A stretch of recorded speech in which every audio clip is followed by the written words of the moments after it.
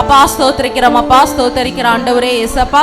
எங்க 2 பேர் 3 பேர் என் நாமத்தில் ஒருமனப்படுகிறீர்களோ அந்த இடத்துல இருப்பேன் என்று சொன்ன தேவாதி தேவனே ஏசப்பா, உம்மை நாங்கள் நன்றியோடு துதிக்கிறோம் அப்பா. நாங்கள் நினைப்பதற்கும் வேண்டுவதற்கும் கர்த்தாவே நீர் செய்த கிருபைகளுக்காய் ஸ்தோத்திர ஆண்டவரே ஏசப்பா. இம்மட்டுமா எங்களை நடத்தி காத்து வந்தீரே, இனிமேலும் காக்க போற தயவிற்காகவும் நாங்கள் நன்றியோடு துதிக்கிற ஆண்டவரே ஏசப்பா. அப்பா இந்த நாள் ஆராதனையை கர்த்தாவே நீங்க ஆசீர்வதிங்கப்பா. அப்பா துவக்க முதல் முடிவு வரைக்கும் எங்க கூட இருந்து எங்களை வழி நடத்துங்க ஆண்டவரே ஏசப்பா. அப்பா நீங்க ஆசீர்வதிங்க, பொறுப்பெடுத்துக் கொள்ளுங்க, மீதியான வேலையை பொறுப்பெடுத்துக் கொள்ளுங்க. இயேசுவின் நாமத்தினால ஜெபிக்கிறோம் எங்கள் ஜீவனுள்ள நல்ல பிதாவே, ஆமென். லூக்கா 8ஆம் அதிகாரம் 15ஆம் வசனம். நல்ல நிலத்தில் விதைக்கப்பட்டவர்கள் வசனத்தை கேட்டு அதை உண்மையும் நன்மையுமான இருதயத்திலே காத்து பொறுமையுடனே பலன் கொடுக்கிறவர்களாய் இருக்கிறார்கள். இந்நாளில் கர்த்தர் உங்களுக்கு கூறுகிறார், கர்த்தருடைய வீட்டிலும் நமது தேவனுடைய ஆலய பிரகாரங்களிலும் நிற்கிறவர்களே கர்த்தரை துதியுங்கள். கர்த்தர் நல்லவர், அவருடைய நாமத்தை கீர்த்தனம் பண்ணுங்கள், அது நமக்கு இன்பமாய் இருக்கும் என்று வேதம் நமக்கு இப்படியாய் சொல்லுகிறது. ஆகவே உற்சாகமாய் கரங்களை தட்டி உள்ளத்தின் ஆழத்திலிருந்து நன்றி சொல்லி கர்த்தருக்கு பாடுவோம். ஒரு நாள் ஒரு விசுவாச தகப்பன், நல்ல ஒரு ஆவிக்குரிய விசுவாச தகப்பனுக்கு ஒரு மகன் இருந்தாராம். அவர் பெரிய பிஸ்னஸ்மேன், வெளிநாட்டிலெல்லாம் போயிட்டு நிறைய பிஸ்னஸ் பண்ணிட்டு இருக்கிறார். அப்போ அவர் ஒரு நாள் வீட்டுக்கு வரும் பொழுது அவங்க அப்பாவை பார்த்து சொல்றாராம், நிறைய பிஸ்னஸ், நான் என்ன செய்யறதுன்னு தெரியல, அப்படியே அந்த பிஸ்னஸை குறித்து புலம்பிட்டே இருந்தாராம். அப்போ அவங்க அப்பா அவரை பார்த்து கேட்டாராம், சரி தம்பி கவலைப்படாத, நம்ம ஆண்டவருடைய பிள்ளைங்க அப்படின்னு. இல்லப்பா இவ்வளவு நாம செய்யணும் அப்படின்னு அந்த பிசினஸ் குறித்து நிறைய பேசிட்டே இருந்தாராம். அவங்க அப்பா அவரை பார்த்து கேட்டாராம், நீ ஃப்ளைட்ல தானே வந்த? ஆமா. அந்த ஃப்ளைட்டை ஓட்டுன அந்த பைலட் யாருன்னு உனக்கு தெரியுமா அப்படின்னு கேட்டப்போ தெரியாது அப்படின்னாராம். சரி, அங்க ஏர்போர்ட்ல வந்துட்டு வீட்டுக்கு வரும்போது ஒரு கேப் புக் பண்ணி தானே வந்த, அந்த கேப் ஓட்டுன அந்த கால் டாக்ஸி ஓட்டுன டிரைவர் யாரு உனக்கு தெரியுமா அப்படின்னு கேட்டாராம். தெரியாது அப்படின்னு சொன்னாராம். அப்ப நீ ஃப்ளைட்ல வரும்போது எப்படி வந்தேன்? நான் நிம்மதியா தூங்கிட்டு வந்தேன் அப்படின்னு சொன்னாராம். கொஞ்சம் கவனிங்க, அந்த ஃப்ளைட்டை ஓட்டுன அந்த பைலட் யாருன்னே தெரியாது, ஆனா நிம்மதியா தூங்கிட்டு வந்தேன். அங்கிருந்து வீட்டுக்கு வரும்போது வர்ற அந்த கேப் புக் பண்ணி அந்த கால் டாக்ஸியில் வரும்போது அந்த கால் டாக்ஸி டிரைவர் யாருன்னு தெரியாது, அங்கேயும் என்ன செய்தேன்? தைரியமா தூங்கிட்டு வந்த. யாருன்னே தெரியாத அவர்கள் ஓட்டின வாகனத்திலே நிம்மதியா தூங்கிட்டு வந்த நீ, நம்மை உண்டாக்கின கர்த்தர் நம்மோடு இருக்கிறார் என்று அறிஞ்சு இப்ப ஏன் நீ கவலைப்பட்டு இருக்கிறேன்னு கேட்டாராம். ஆகையினால் இப்போ நான் உங்களுக்கு சொல்றேன், நம்மை அறிந்த, நம்மை உருவாக்கின, நம்மை பெயர் சொல்லி அழைத்தவர், தாயின் கருவில உருவாக்கின கர்த்தர் நம்மோடு இருக்கிறபடியால் எதை குறித்தும் கலங்காம, சங்கீதக்காரன் சொல்றான், கர்த்தர் மேல் உன் பாரத்தை வைத்து விடு, கலங்கி தவிக்காதுன்னு சொல்லிட்டு. எந்த கவலையா இருந்தாலும் அதை தூக்கி தூர போட்டுட்டு ஆண்டவரை பாடுங்க, துதிங்க, ஆண்டவருடைய நாமத்தை மகிமைப்படுத்துங்க. முடிஞ்ச அந்நிய பாஷையில் ஆண்டவரை பாடி ஆண்டவருடைய நாமத்தை உயர்த்துவோம். கர்த்தர் நமக்கு பெரிய காரியங்களை செய்வார். கர்த்தர் மேல் பாரத்தை வைத்து விடு, கலங்கி தவிக்காதே, அவரை உன்னை ஆதரிப்பார், அதிசயம் செய்வார். சொல்லுவோமா? அவரை என்னை ஆதரிப்பார், அதிசயம் செய்வார். அல்லேலூயா, அல்லேலூயா. தேவனாகிய கர்த்தர் உங்களை அதிகமாக ஆசீர்வதிப்பாராக. நம்ம ஆண்டவருடைய வார்த்தைக்கு நேராக கடந்து போகலாம். தேவனாகிய கர்த்தர் நல்லவர். எடுத்துக்கொள்ளும் ரோமருடைய புஸ்தகம் 8வது அதிகாரத்தை நாம் திருப்பிக் கொள்ளும். கொஞ்சம் நல்ல வசனத்தை கூடவே கவனிச்சுட்டு வாங்க. ரோமர் 8வது அதிகாரத்தில் 5வது வசனம், அன்றியும் மாம்சத்தின்படி நடக்கிறவர்கள் மாம்சத்துக்குரியவர்களை சிந்திக்கிறார்கள், ஆவியின்படி நடக்கிறவர்கள் ஆவிக்குரியவர்களை சிந்திக்கிறார்கள். பொதுவா திருச்சபையில சபைக்கு வருகிற ஜனங்க எப்படி இருக்கிறாங்க அப்படின்னு பார்த்தீங்கன்னா, பிரசங்க நேரத்தில் கர்த்தருடைய வார்த்தை வரும் பொழுதுலாம் சில பேர் பாருங்க, மாம்சீகமா இருக்கிறவங்க என்னதான் சொல்றாங்க, எங்களை தான் ஏதோ பேசிட்டு இருக்கிறாங்க, எங்களை தான் காயப்படுத்துறாங்க அப்படின்னு தப்பா எடுத்துக்குவாங்க. ஆனா அதே ஆவிக்குரிய மனிதனோ, எனக்காக கர்த்தர் என்ன செய்கிறார்? உணர்த்துகிறார், நான் மாறும்படி, என் வாழ்க்கையில மாற்றம் வரும்படி. ஏன்னா வேதம் சொல்லுது, நமக்கு அவர் போதிக்கிறவர். அப்படியான நம்முடைய மனதை, சில காரியங்களை நமக்கு ரொம்ப பொறுமை தேவை. பாருங்க, நம்ம ஆண்டவருடைய பிள்ளைங்க இந்த கிறிஸ்தவ வாழ்க்கையில ரொம்ப பொறுமை. தேவ திட்டம் எதுன்னு தெரியாம அவசரப்படாம ஆண்டவரே எங்களை முற்றிலும் அர்ப்பணிக்கிறோம் ஆண்டவரே. ஒரு சொப்பனை வந்தாலும் அல்லது ஏதாவது உங்களுக்கு ஒரு தேவை இருந்தாலும் எங்களுக்கு ஒரு உறுதி கொடுங்க, எங்களுக்கு ஒரு நாங்கள் நினைக்கிற காரியத்தை நாங்கள் செய்யலாமா வேண்டாமா அப்படின்னு சொல்லி ஆண்டவருடைய சமூகத்தில் ஜெபத்தில் வைக்கணும். சில நேரங்களில் நாம் அவசரப்படாமல் இருப்போமையானால், போன வாரத்தில் அதை குறித்து அவசரப்படக்கூடாது என்பதை குறித்து கொஞ்சம் பேசணும்.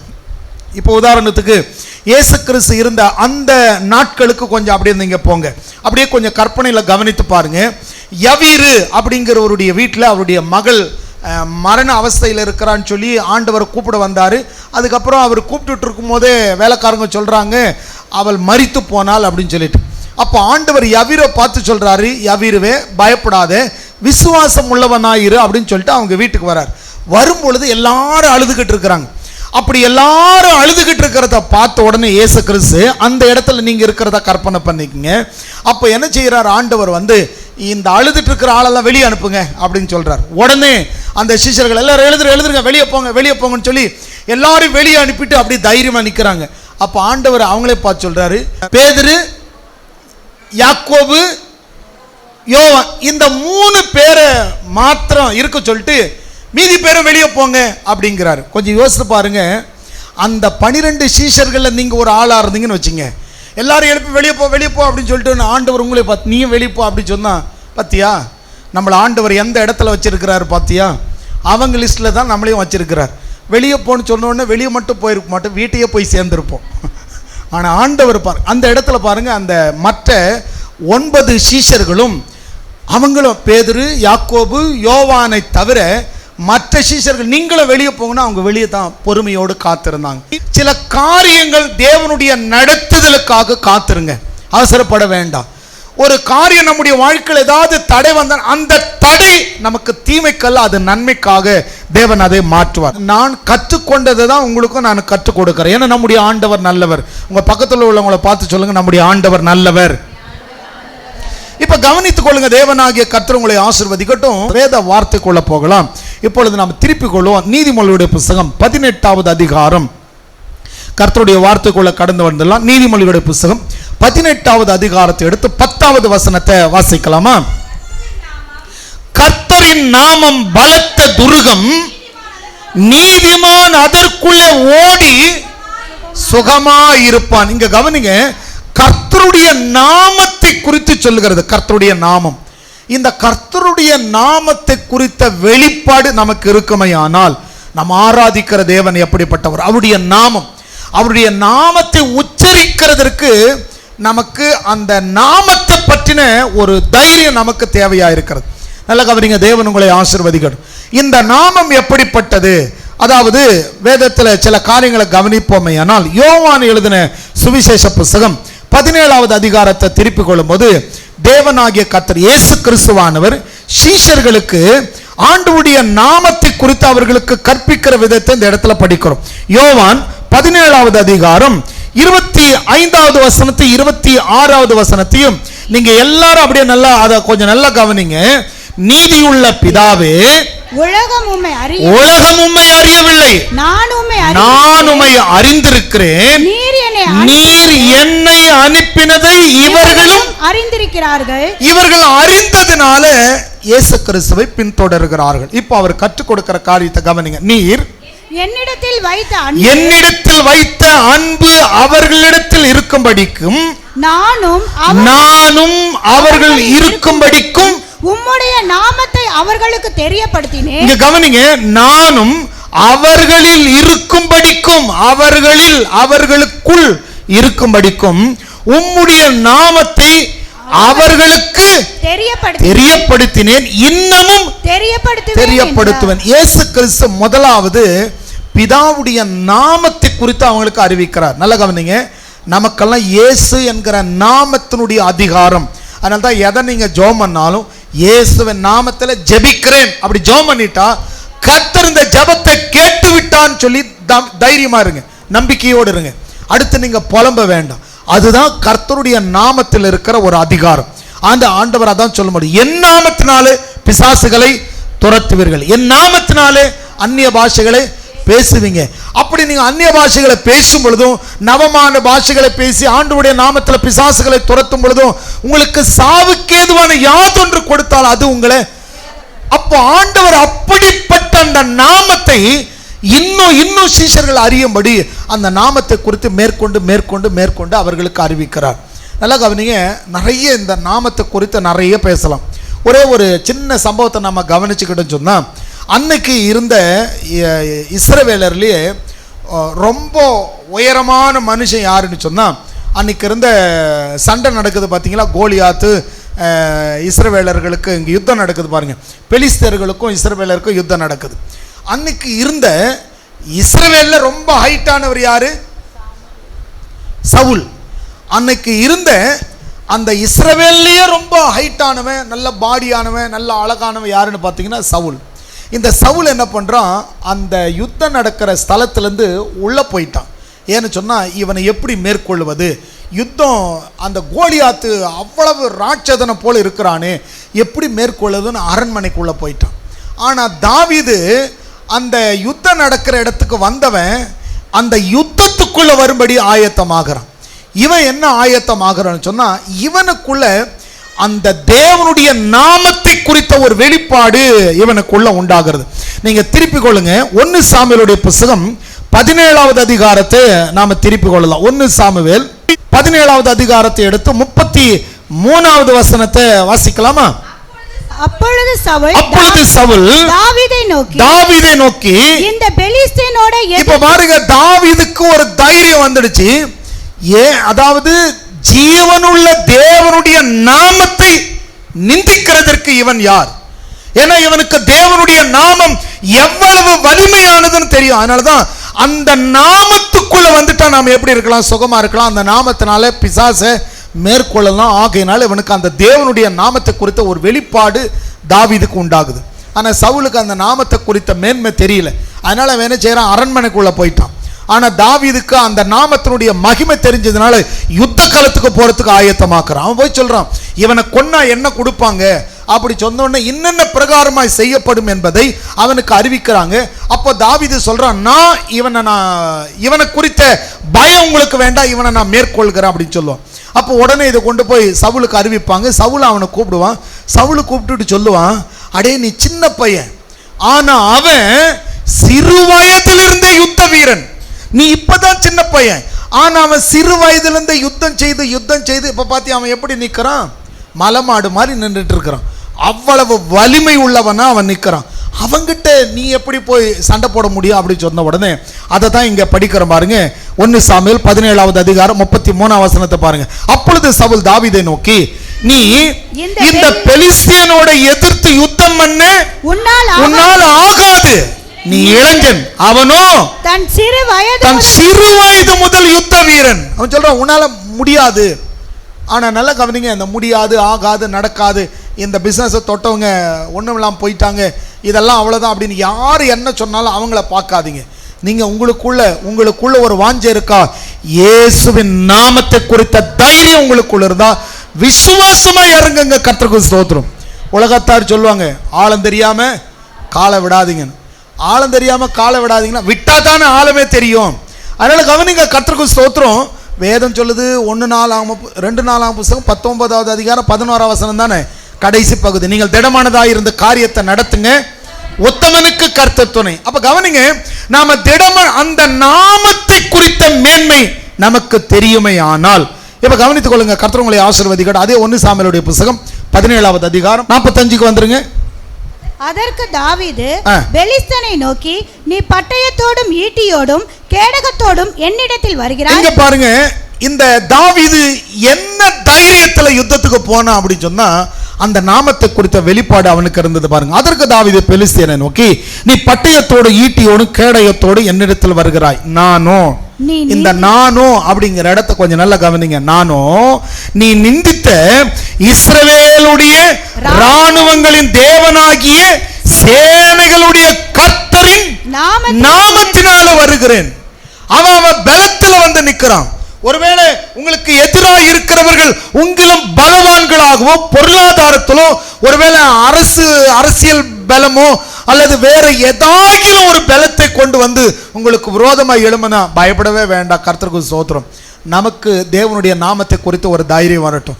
நீ உன் பேக்ரவுண்டு வச்சு நிற்கிற, நான் என் தேவனுடைய எனக்கு பேக்ரவுண்டு என் தேவன், அதனால தேவனுடைய நாமத்தை கொண்டு, அதனாலதான் அவன் சொல்றான் பாரு, நீ என்னெல்லாம் கொண்டு வந்திருக்கிற, நீ பட்டயத்தோடும் ஈட்டியோடும் கேடயத்தோடும் என்னிடத்தில் வருகிறாய், நான் என்ன செய்யறேன்னு சொன்னா, நீ நிந்தித்த பார் அந்த இஸ்ரவேலுடைய ராணுவங்களின் தேவனாகிய தேவனுடைய கர்த்தருடைய நாமத்தினால வருகிற அப்படின்னு சொல்லிட்டு அவனுடைய அறிக்கை இன்னும் ஸ்ட்ராங்கா இருக்கு பாருங்க. அவனுடைய அறிக்கை கவனித்து பாருங்களேன். இன்றைய தினம் கர்த்தர் உன்னை என் கையில் ஒப்பு கொடுப்பார். அவனுடைய உறுதியை பாருங்க. அந்த அவன் பார்த்து இவனை நீ சின்ன பையன் அப்படின்னு சவுல் சொன்னாலோ, அல்லது கோலியாத் இவனை பார்த்து நீ சின்ன பையன்னு சொன்னாலோ, நான் சின்ன பையனா இருக்கலாம், ஆனா எனக்குள் இருக்கிறவர் பெரியவர். நான் ஒரு நாமத்தினால வரும்பாரு, அந்த நாமம் வானத்திலும் பூமியில பெரிய நாமம் சொல்லிட்டு, அதனால அவன் வரான். அவனுடைய வார்த்தை இப்படி இருக்கிறது, இன்றைய தினம் கர்த்தர் உன்னை என் கையில ஒப்பு கொடுப்பார், நான் உன்னை கொன்று உன் தலையை உன்னை விட்டு வாங்கி பெலிஸ்தருடைய பாளையத்தின் பிணங்களை இன்றைய தினம் ஆகாயத்து பறவைகளுக்கும் பூமியின் காட்டு மிருகங்களுக்கும் கொடுப்பேன். அதனால் கவனிங்க, இவனுடைய நம்பிக்கை பாருங்களேன். நான் உன் தலையை வாங்கி, அவன் ரெண்டு அறிக்கை சொல்றான். ஒன்னு, முதல்ல அவனுடைய அறிக்கை சொல்லுது, கர்த்தர் இன்றைய தினம் உன்னை என் கையில் ஒப்பு கொடுப்பார், நான் தான் உன்னை ஜெயிப்பேன் அப்படின்னு அதை அறிக்கை பண்றான். ரெண்டாவது சொல்றான், உன் தலையை உன்னை விட்டு நான் எடுக்கிறதுனால ஆகாயத்து பறவைகளுக்கு அது உணவாகும். அடுத்து நடக்க போறதுன்னா இங்க இருக்கிற எல்லா ஜனமும், அடுத்து அவன் சொல்றான் பாரு, அதனால இஸ்ரவேலின் தேவன் ஒருவர் உண்டு என்று பூலோகத்தார் எல்லாரும் அறிந்து கொள்வார்கள். இந்த உலகத்துல பெரிய ஆளுன்னு நினைச்சிட்டு இருந்த இல்லையா, இந்த பெரிய ஆளை கொன்னா இந்த செய்தி உலகம் ஃபுல்லா பரவ ஆரம்பிக்கும். அப்படி பரவ ஆரம்பிக்கும் பொழுது தேவனுடைய நாமம் மகிமைப்படும்.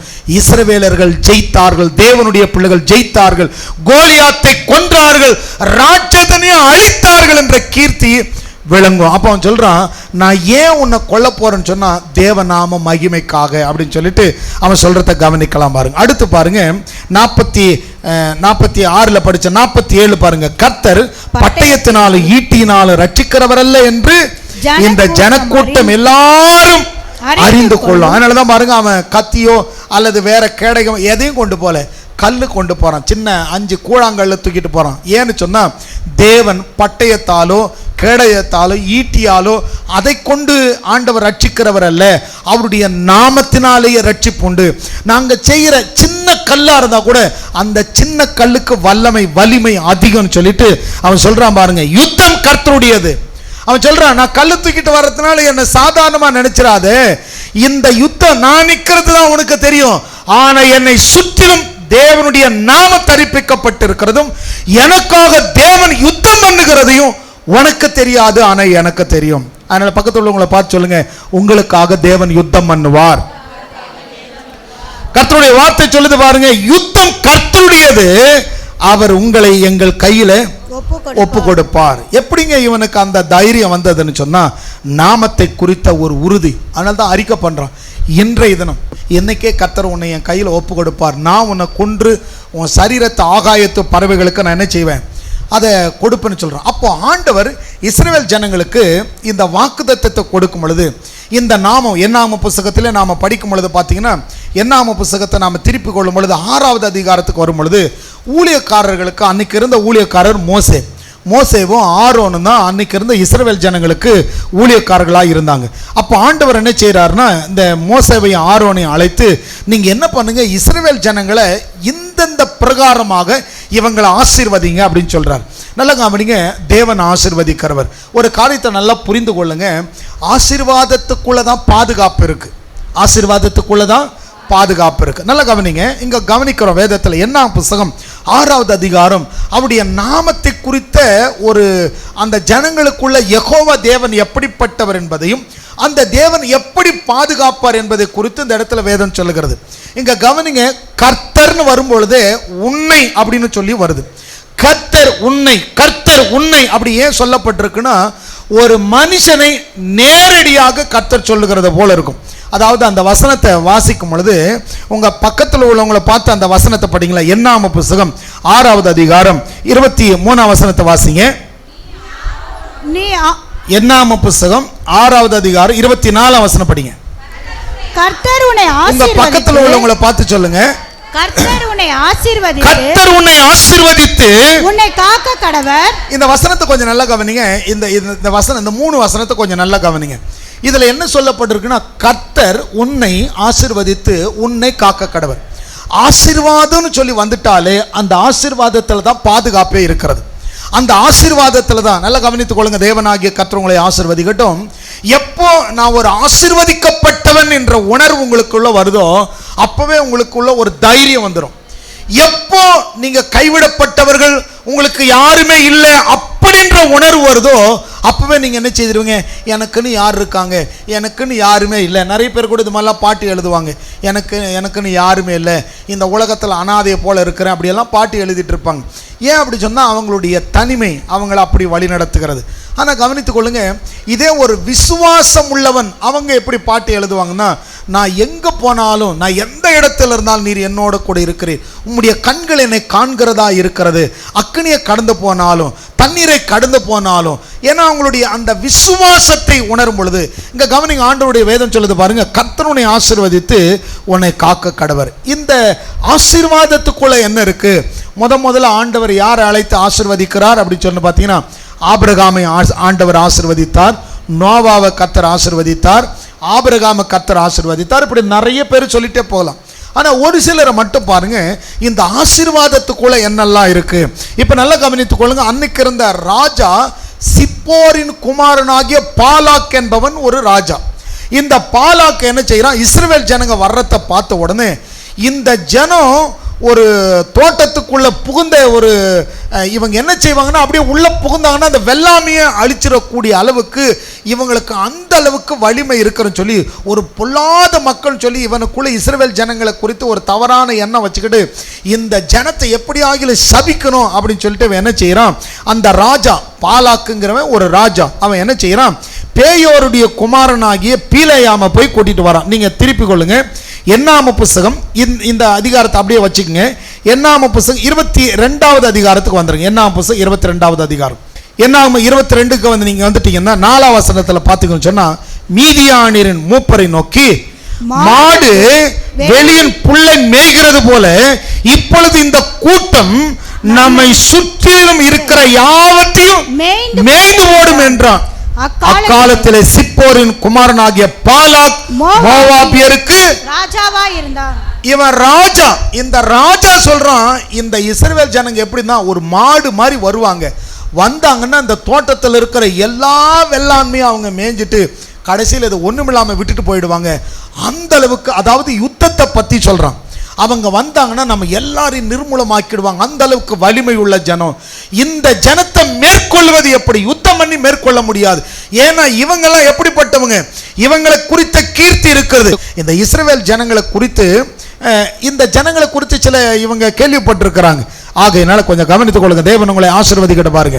இப்போ இந்த பாலாக்கு என்ன செய்யறான், இந்த ஜனங்களை சபிக்கிறதுக்காக பேயோருடைய குமாரனாகிய பீலேயாமை கூட்டிட்டு வரும்படி அவன் என்ன பண்றான், ஆட்களை அனுப்புகிறான். 6ஆம் வசனம் பாருங்க.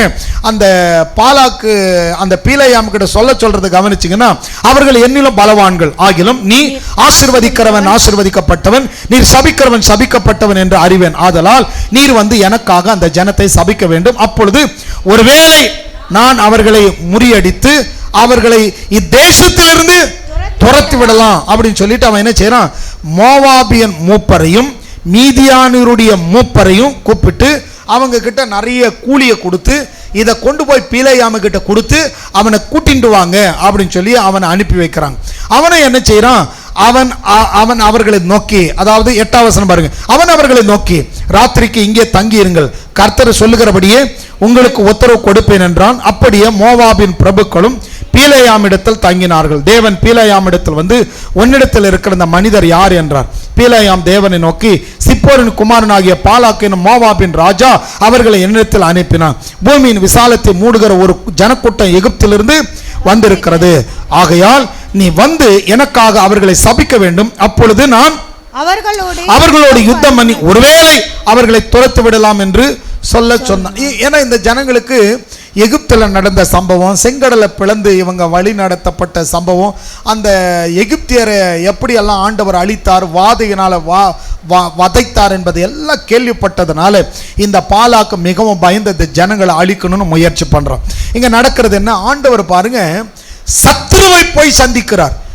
பேயோருடைய குமாரனாகிய பீலேயம் பரிசுத்தவான் கிடையாது, ஆனா அவன் இஸ்ரவேல் ஜனங்களை சபிக்கும்படி வந்தவன். நல்லா கவனிங்க, நம்மை ஆசீர்வதிக்கிறதற்கு நல்ல ஒரு காரியத்தை கவனித்துக் கொள்ளுங்க.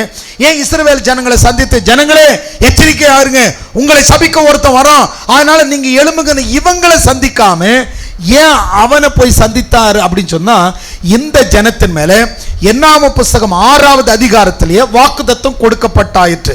கர்த்தர் உன்னை ஆசீர்வதித்து உன்னை காக்க கடவர். வாக்குத்தத்தம் கொடுத்தாயிற்று என்பதனாலே அந்த வாக்குத்தத்தத்தில் பாதுகாப்பு இருக்கிறதுனால இந்த வாக்குத்தத்தத்தை நிறைவேற பண்ணுகிறவர் கர்த்தர். அதனால இவர்களை பாதுகாக்க வேண்டிய பொறுப்பு கர்த்தரிடத்தில் இருக்கிறது. அதனால ஆண்டவர் இவர்களை சந்திக்காம அவனை போய் கர்த்தர் சந்திக்கிறார். ஏன்னு சொன்னா வாக்கு பண்ணினவர் உண்மை உள்ளவராயிருக்கிறார். என்ன கவனித்துக் கொள்ளுங்க, தேவனாகிய கர்த்தர் உங்களை ஆசீர்வதிக்கட்டும். நேரா அவன் பரிசுத்தவான் கிடையாது, ஆனா அவனை போய் சந்திக்கிறார். பீலேயாமை பார்த்து யார் இங்கே வந்து தங்கி இருக்கிறது, உடனே சொல்கிறான் அந்த மாதிரி பாலாக்கு அனுப்புதான், அவங்க ஒரு பொல்லாத சந்ததியார் வந்திருக்கு அப்படின்னு சொல்லி இந்த சம்பவத்தெல்லாம் நிறைய நம்ம படிச்சிருக்கிறோம். ஆனால் கவனிங்களேன், இப்போ ஒரு சம்பவத்தை கொஞ்சம் ஒரு சிலதை கொஞ்சம் விடுபட்டு போனதை கொஞ்சம் கவனிங்க. இப்போ 12வது வசனத்தை பாருங்க. அதற்கு தேவன் பீலேயாமை நோக்கி, நீ அவர்களோட போக வேண்டாம், அந்த ஜனங்களை சபிக்கவும் வேண்டாம், அவர்கள் என்னாம புஸ்தகம் 22வது அதிகாரத்தில் ஆண்டவர் சொல்றார், அவர்கள் ஆசீர்வதிக்கப்பட்டவர்கள். அவர்களை ஆசீர்வதிக்கும்படி அவர்களுக்கு நியமிக்கப்பட்ட ஊழியக்காரனை கொண்டு என்னாம புஸ்தகம் 6வது அதிகாரத்தில் அவர்களை ஆசீர்வதித்து விட்டார். 6வது அதிகாரம் 24வது வசனத்தில், கர்த்தர் உங்களை ஆசீர்வதித்து உங்களை காக்க கடவர். அவர் ஆசீர்வதிச்சா அவர் உங்களை காக்க கடவர். காக்கிறது யார் வேலை? கர்த்தருடைய வேலை. நல்லா கவனிங்க, உங்களுக்கு இந்த ஆசீர்வாதம் புரிந்தா வாழ்க்கையில தைரியம் உங்களுக்கு வரும். பிள்ளை குறித்து எதிர்காலத்தை குறித்து பயப்படாதீங்க. ஆனா கொஞ்சம் கவனித்துக் கொள்ளுங்க, கர்த்தர் உங்களை ஆசீர்வதிக்கட்டும். அப்போ இந்த ஜனத்தை காக்க வேண்டிய பொறுப்பு கர்த்தரிடத்தில் இருக்கிற அவர் நேரா அதனால என்ன செய்யறார், அந்த பீலேயாமை பார்த்து சொல்றார், நீ போக வேண்டாம், நீ போக வேண்டாம் அப்படின்னு சொல்றார். போக வேண்டாம்னு சொல்லிட்டு அடுத்து பாருங்க, பீலேயாம் காலமே எழுந்து பாலாகின் பிரபுக்களை நோக்கி, நீங்கள் உங்கள் தேசத்துக்கு போய்விடுங்கள், நான் உங்களோட வருகிறதற்கு கர்த்தர் எனக்கு உத்தரவு கொடுக்க மாட்டோம் என்கிறார் என்று சொல்லினான். உடனே பாருங்க, இவன் அனுப்பிட்டான். அனுப்பிடும் உடனே அவங்கள போயிட்டாங்க. ஆனா பாலாக்கு விட்டப்பாடில்லை. அடுத்து நீங்க 15வது வசனத்துல பாத்தீங்கன்னா, பாலாக் மறுபடியும் அவர்களிலும் கனவான்களை அதிக பிரபுக்களை, அதாவது கவனிச்சு பாத்தீங்கன்னு சொன்னா, இந்த முதல்ல அனுப்பினா பாருங்க, இவங்க யாருன்னு சொன்னா நம்ம படிச்சோம் பார்த்தீங்களா, மோவாபியன் மூப்பரையும் அதுக்கப்புறம் மீதியானுடைய மூப்பரை அனுப்பினான். இந்த மூப்பரை அனுப்பினவங்களே ரிட்டர்ன் அவன் அனுப்பிட்டான். இப்போ யாரை அனுப்புறான்னு சொன்னா, கனவான்களை, அதாவது பலசாலிகள், இன்னும் அதாவது கனத்துக்குரியவர்கள், அந்த அந்த அந்த தேசத்திலிருந்து பணக்காரங்க, பேர் உள்ளவங்க, நற்பேர் உள்ளவங்க, சகல அந்தஸ்துள்ள அப்படிப்பட்ட சிறந்தவர்களை எழுப்பி, ஏன்னா இவங்களை பார்த்தா என்ன செய்யணும், இவங்களே இப்படி இருக்கிறாங்கன்னா இவங்க கொண்டு வந்த பொருள் எப்படி இருக்குன்னு சொல்லி அந்த பணத்தின் மேல ஒரு ஆசை வரணும். ஏற்கனவே பணம் கொடுத்து அனுப்புறாங்க. இப்போ கவனிங்களா, உங்களுக்கு வந்து உங்கள் வீட்டுக்கு வந்து ஒருத்தர் வந்து வராரு, இந்த ஏரியாவில் ஒருத்தர் வந்து ஒரு போஸ்ட்மேன் வந்து உங்களை கூப்பிட்டு, சிஎம் வந்து உங்களுக்கு நிறைய கிஃப்ட் கொடுத்துருக்குறாருங்க வாங்க அப்படின்னு கூப்பிட்டா என்ன பண்ணுவீங்க? நீங்கள் போஸ்ட் ஆஃபீஸுக்கு பைக்கை தூக்கிட்டு ஓடுவீங்க. ஓ, சிஎம் ஏதாவது எனக்கு கிஃப்ட் கொடுத்துருக்கிறாரான். ஆனால் இதே உங்களுக்கு சிஎம் ஏதோ கிஃப்ட் கொடுத்துருக்கிறாரு, அதனால கலெக்டர் உங்கள் வீட்டுக்கு வர்றாருன்னு சொன்னாங்கன்னு வச்சுங்க, அப்போ அந்த கிஃப்ட்டை பற்றின எதிர்பார்ப்பு வேற மாதிரி இருக்கும். போஸ்ட் ஆஃபீஸில் உங்களுக்கு சிஎம் கிஃப்ட்டை கொடுத்துருக்கிறாருன்னா பைக்கை தூக்கி ஓடி போய் என்னங்க கொடுத்தாங்க, கொடுங்கன்னு வாங்கிட்டு வரலான்னு தோணும். ஆனால் இதே சிஎம் வந்து கலெக்டர் அனுப்பி உங்களுக்கு கிஃப்ட் கொடுக்குறான்னு சொன்னால், ஐயோ என்ன வருமோ, எப்படி அந்த கலெக்டர்னு ஒரு நமக்கு ஒரு பெரிய பெரிய எதிர்பார்ப்பு வரும் பாருங்க. அந்த மாதிரி இந்த பேர் பெற்றவர்களை அனுப்புகிறான் பாலாக். இப்ப கவனிச்சு பாருங்க, இப்ப படிச்சு பாருங்க. பாலாக் மறுபடியும் அவர்களிலும் கனவான்களை அதிக பிரபுக்களை அனுப்பினான். அவர்கள் பீலேயாம் இடத்தில் போய் அவனை நோக்கி, சிப்போரின் குமாரனாகிய பாலாக் எங்களை அனுப்பி நீர் என்னிடத்தில் வருகிறதற்கு தடை பண்ண வேண்டாம், உம்மை மிகவும் கனம் பண்ணுவேன். ராஜா கனம் பண்ணுவார்னா எவ்வளவு இருக்கும் கொஞ்சம் யோசிச்சு பாருங்க. இப்ப உதாரணத்துக்கு அந்த தேசத்துக்கே ராஜா கொடுக்கிறாருன்னா சும்மா கொஞ்சம் கொடுக்க மாட்டார், நிறைய கொடுப்பார். அதனால உன்னை ராஜா கூப்பிட்டு இருக்காருயா, உன்னை கனம் பண்றேன்னு சொல்லி இருக்கிறார். எங்களெல்லாம் பார்த்தியா அப்படின்னு சொன்ன உடனே, ஆமா இவங்கெல்லாம் ரொம்ப கனத்துக்குரியவர்கள், இவர்களை அனுப்பி நம்மளை கூப்பிடுறாருன்னா, உதாரணத்துக்கு உங்களை வந்து ஒருத்தர் லெட்டர் போட்டு கூப்பிடுறதுக்கும் உங்க வீட்டுக்கு கலெக்டர் வந்து உங்களை சிஎம் கூப்பிடுறாருன்னு கூப்பிடுறதுக்கும் எவ்வளவு வித்தியாசம் இருக்கும். கலெக்டர் வந்து உங்களை சிஎம் கூப்பிடுறாருன்னு கூப்பிட்டு போனா உங்களுக்கு முன்னாடி சைரன் வச்ச வண்டி எல்லாம் வந்து அப்படியே அவ்வளவு பந்தோபஸ்தோட உங்களை கூட்டிட்டு போவாங்க. அந்த அளவுக்கு அன்னைக்கு இந்த சைரன் எல்லாம் கிடையாது. அதனால இவன் வந்து சொல்றான், உன்னை ராஜா கனம் பண்ண போறார், நீ என்ன செய்யணும், ஒன்றும் கிடையாது, அந்த ஜனத்தின் மேல சாபத்தை விடு. சில பேருக்கு வாய் அப்படிப்பட்ட வாய் இருக்கும், சில பேருக்கெல்லாம் ஒரு ஸ்பெஷலான வாயை திறந்தாலே போயிடும். அந்த மாதிரி ஒரு சிலருக்கு வாய், அந்த வாய் உள்ளவன். நீ சபித்தாலே அந்த எல்லா ஜனமும் சாபத்துக்குள்ள போயிடும். வா, உனக்கு என்ன, ராஜா உனக்கு கனம் பண்றாரு வான்னு கூப்பிடுறான். உடனே இவன் என்ன செய்யறான், அந்த ராஜா கூப்பிடுறான்னு சொன்ன உடனே இவனுக்குள்ள ஆசை வந்துருச்சு. உன்னை ராஜா ரொம்ப அவர் உனக்கு எப்படியெல்லாம் கொடுப்பாரு தெரியுமா அப்படின்னு சொன்ன உடனே ராஜா ஏற்கனவே 2 பேர் வந்தான், கூலியை கொண்டு வந்தான், அது சின்ன மூட்டை.